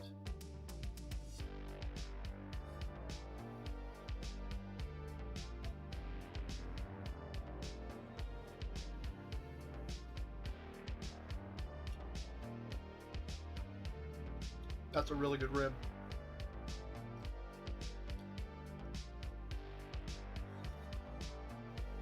Wow.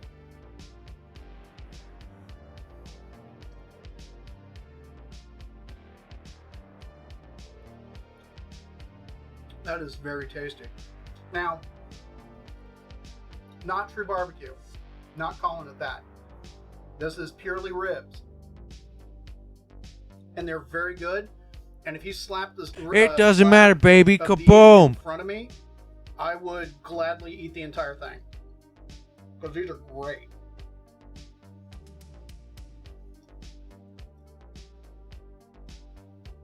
So much for that one.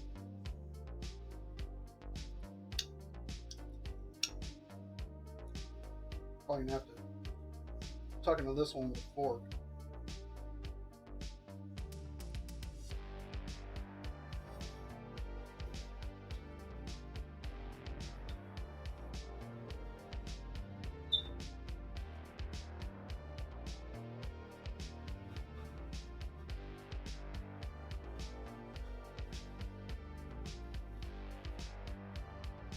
Okay. This is going to be purely super nitpicky. Okay? Super nitpicky. There is a noticeable difference in the flavor, to me, between the two.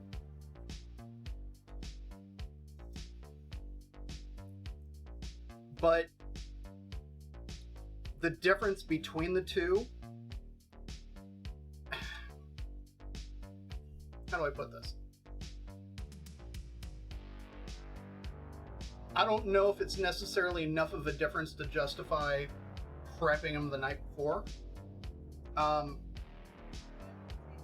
Yes, you do need a taste test. Absolutely.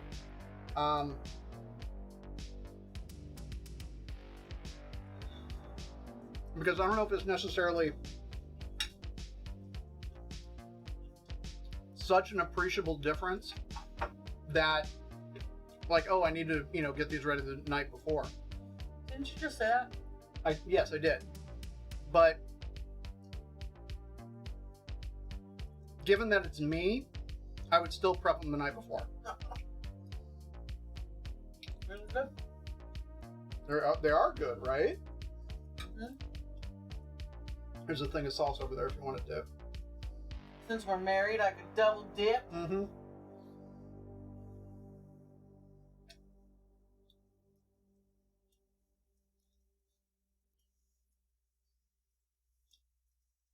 Plain bone. Should Instant Pot versus everything. Huh.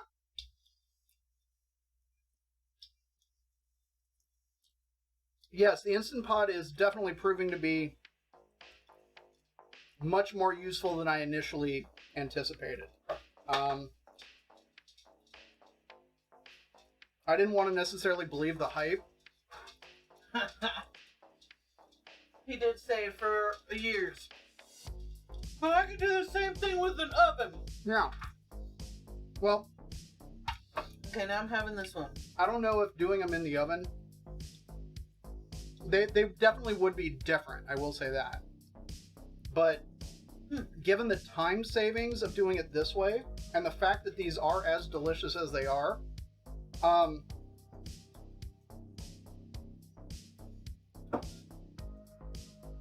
unless I was smoking them, this might be my new go-to method for making them.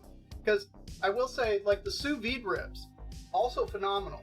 However, and that actually does have a couple of advantages.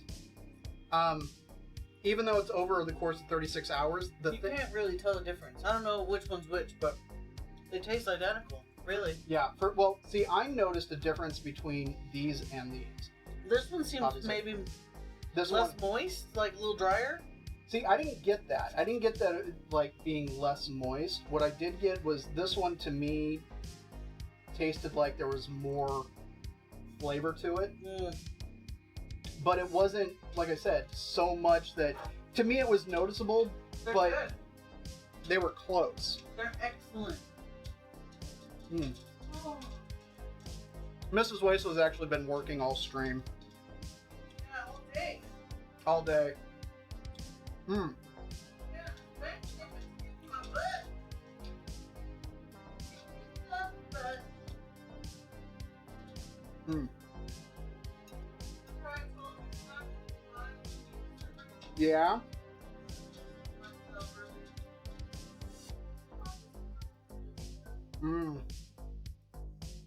I seem to recall saying something to the same effect. Because you asked me about it earlier, right? Oh, then never mind. But similar. I don't know what I'm talking about. So, you helped me make a decision on something similar. That's the same thing. Okay. Uh-oh, what? Uh-oh.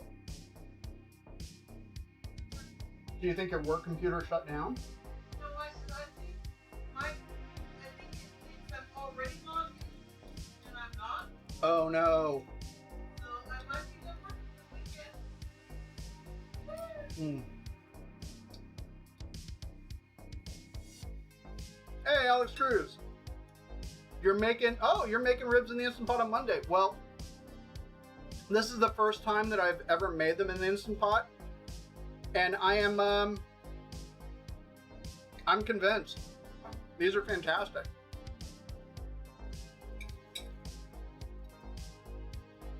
I will say that doing it sous vide,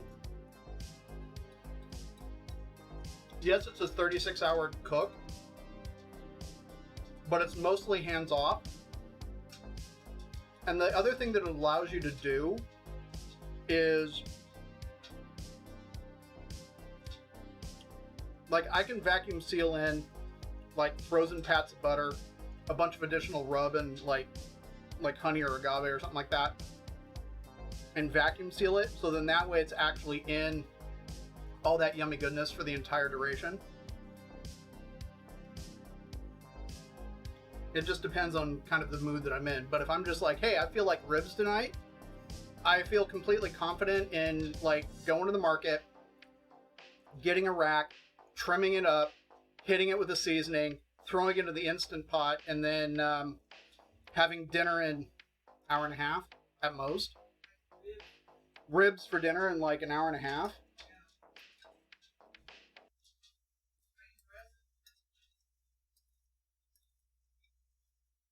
So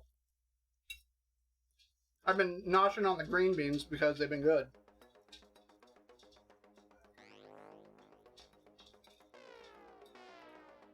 And potatoes.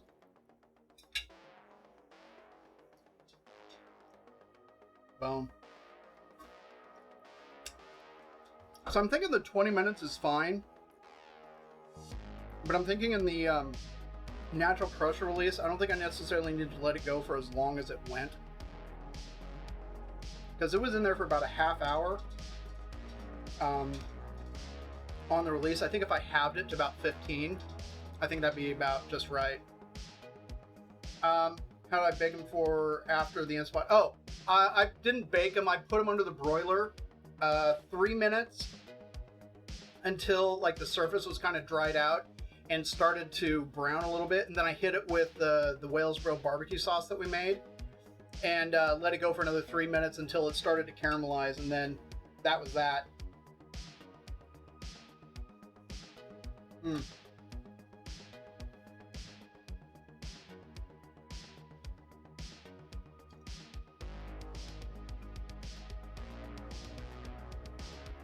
Yeah, it went super quick.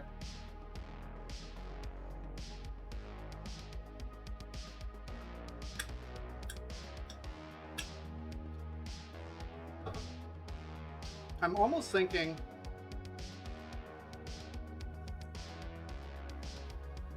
what if I only did like 15 minutes at the full pressure and then with natural release? I don't know, that'd be an interesting experiment. Because the texture that I was really aiming for was more like tender, but being able to like get a good bite out of it without falling off the bone. Like I didn't want it to come off the bone. But I will still devour these. Mm. Wow.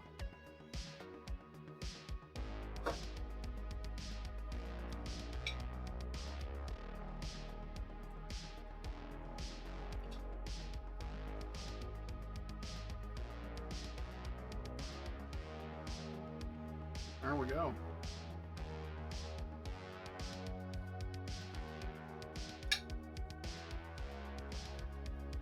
That barbecue sauce turned out awesome.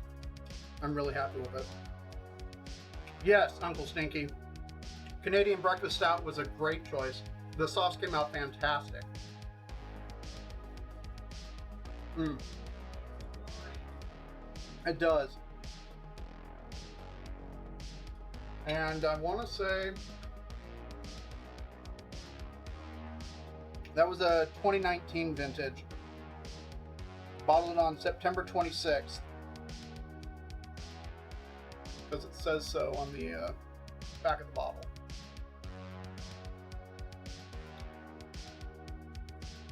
I don't know if that was visible.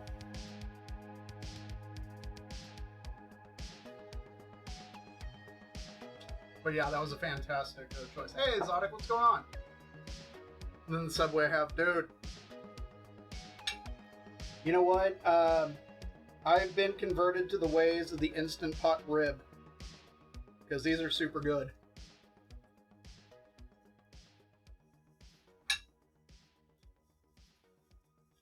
Actually, I have another thought. Did you just laugh? I know. I'm wondering if the reason why they're as tender as they are and as falling apart as they are. Oh, D! What did you just stumble into? Oh, this food is nasty. You would hate it. Blah, blah. It's awful.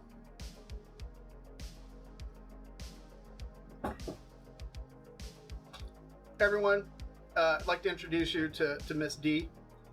She is a streamer that hosts a really good time.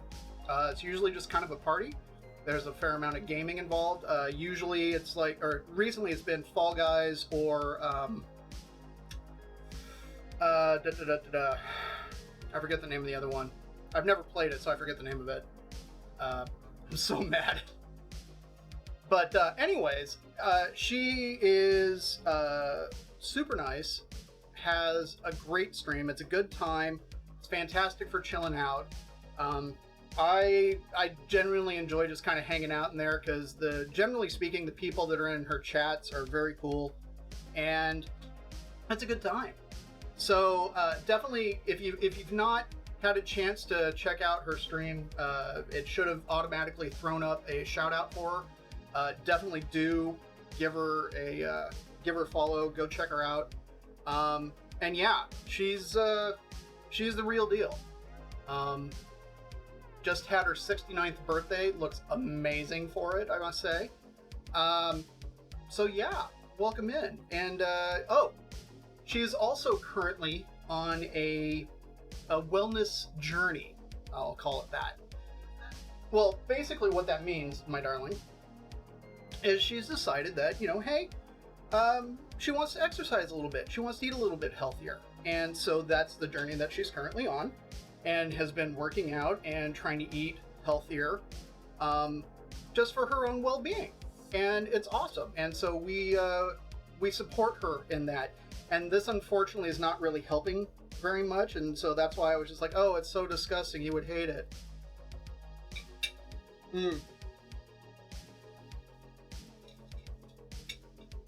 Worst ribs ever. Oh, so horrible. But, yeah. You wouldn't know it looking at her.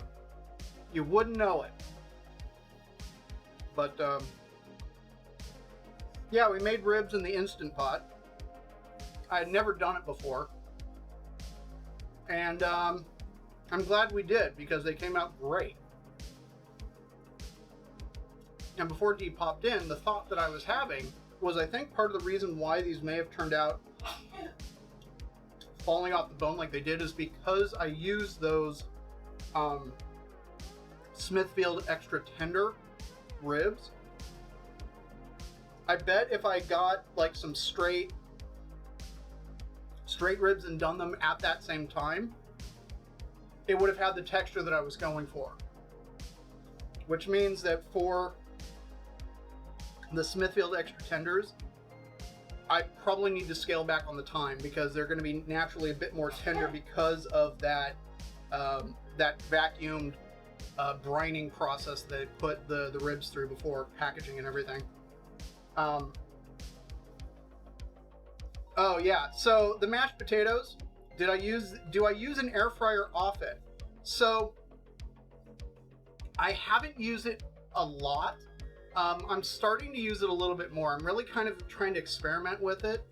The one drawback for me, at least, is that when it comes to sort of the quantities of food that I usually make, the air fryer, even though the one that I have is a large one and it's a beautiful one, and it is great.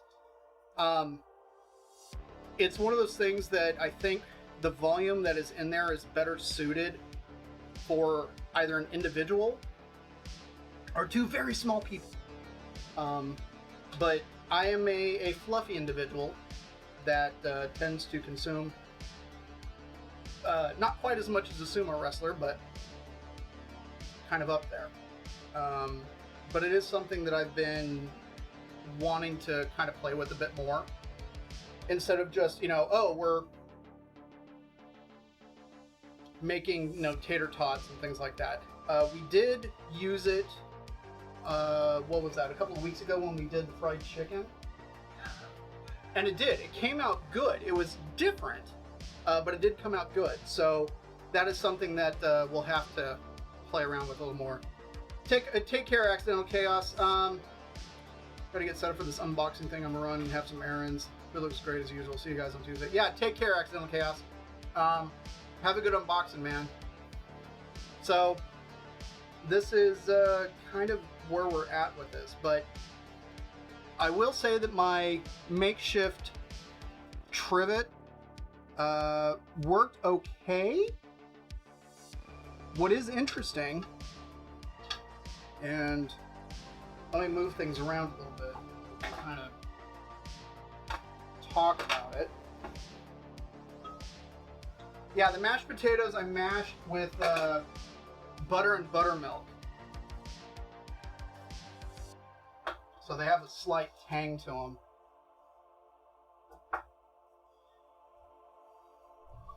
So, I'm not sure how visible that is. Okay. So at this kind of back edge here, just because of the nature of this kind of grate, it's kind of down in the liquid. Before I loaded the ribs into them and I added the cider vinegar, the amount of liquid that was in there was maybe about half of that. These are stainless steel bolts that are 1¼ inches long.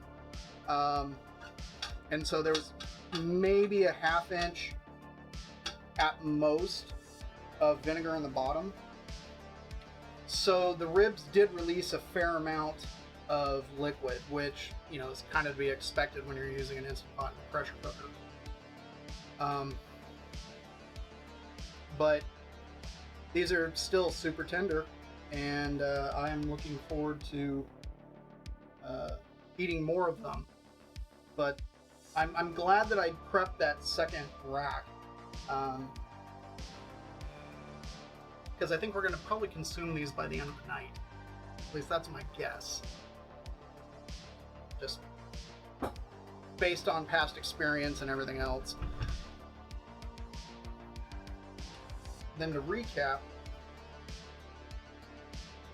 prepping them the night before, not 100% necessary, but if you can and you have the time, definitely do it. But if you are just like, hey, I'm on my way home from work, stopped at the market, picked up the ribs, and you're literally just in the door prepping them, getting them seasoned, and then throwing them in the Instant Pot, you'll be just fine. Just make sure that you pair it with a really good sauce. The Whalesboro recipe is up. Use whatever beer kind of strikes your fancy for it. And then I would just use the same barbecue rub that you're using on the ribs, or whatever you're making. Use the same rub in the sauce, so then that way it just kind of works really well together. The Canadian Breakfast Stout worked fantastic for this. It's been a while since I've made a version of the Whalesboro with a sour, and I'm kind of thinking that the next time I make it, that I should do it with a sour, because it's a little bit different. He'll hydrate. So, yeah, I think that's kind of where we're at. Oh, didn't really have a chance to tuck into the salad yet. The sweet and sour slaw that I used the really good rice vinegar on.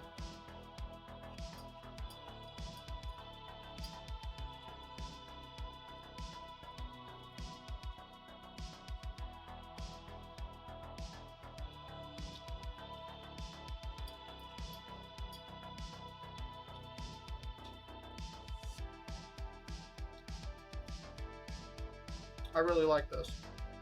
I really do. I'm kind of thinking this might be the new go-to dressing recipe for this, because it's not too acidic. And that could just be the fact that I was using the really good rice vinegar, but it's balanced. I get a little bit of a burn / warmth from the mustard and the black pepper in the back of the throat, but just a little bit. Meanwhile, Jane's like, feed me. Hi, Jane. You gonna be a good boy? Let's see. You can barely see the top of his head. There's Vera. Okay, come on, back it up a little bit. Come on, back it up. This way. That's Jane, that's Vera. Oh boy. Good girl. Looks like she was hiding behind a roll of paper towels. I'm on my plate. There's Jane. Hi, Jane. Might have to try the Bravado Serrano Basil as a rub. Oh, the hot sauce as a rub? Yes, the slaw recipe is on the Discord. I don't see why you couldn't use the Serrano Basil as a rub. The only concern that I would have is that it would be too spicy in the end. But actually, what you could do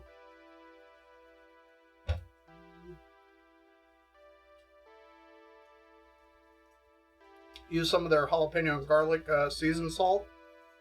Use that as your salt base. Then hit it with your barbecue rub. That'll add a little bit of heat and the salt. Yeah, that could be really good.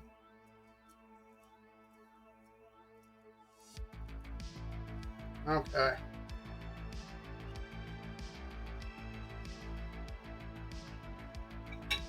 I think we're good. We've accomplished everything we wanted to. Food is excellent. Are there any questions from the class?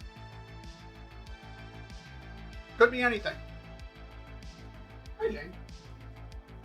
Oh, it's almost your eating time, isn't it?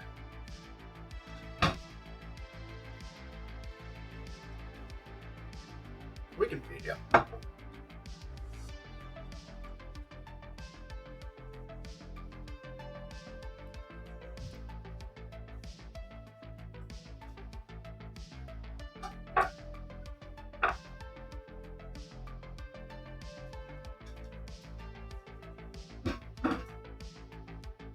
Just move that out of the way so I can get out the dog food.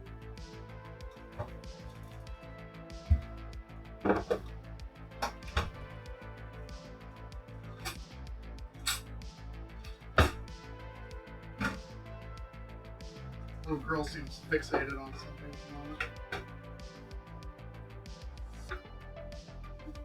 the moment. For anybody that might be new or don't know, I make our dogs food. They're on basically a raw diet and have been for 8 years now, I think. So into the bowls goes a little bit of coconut oil initially.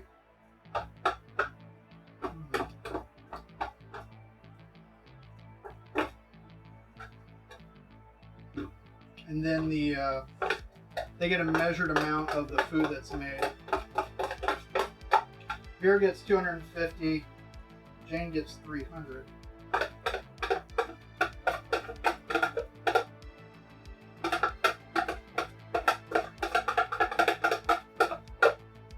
And okay. That's kind of what I thought. I have not pulled out another container, so they're a little bit shy this evening. So to make up for it, they'll each get an egg.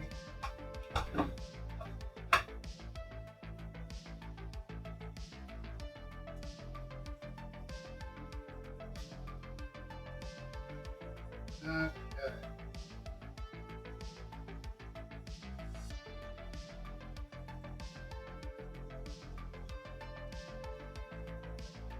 Doing a little bit of math in my head, making sure that I pulled the right amounts.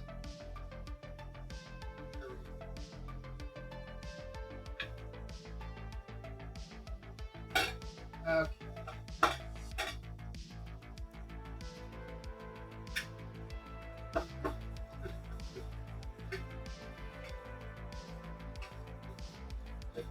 I will most likely end up doing a dog food stream on Monday, I'm thinking.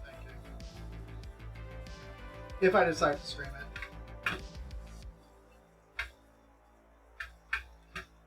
Probably end up being midday or something like that. Whoop. Come on, you two. Good dogs.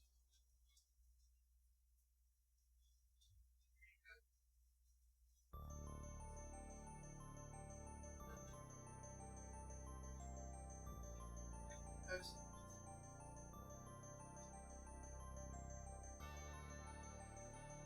Hands be clean. Okay. Makes sense. Yeah, totally. Decay. There you go. Ah. Okay. Let's see. Who is on? Is there anybody on?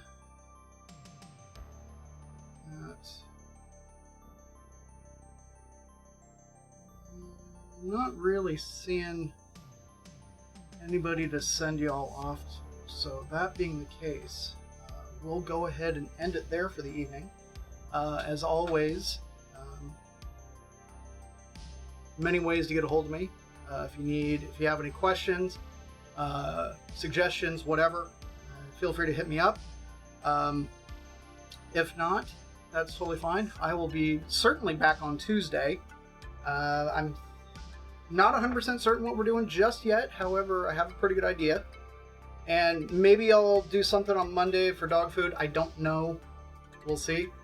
But at any rate, have a good night, folks. Take care. Thank you so much to everyone for being here. Thank you for those that resubbed. I will see y'all soon. Take care and have a lovely evening. Hello, boys and ghouls. DK's making a snack today. What's it gonna be? What's it gonna be?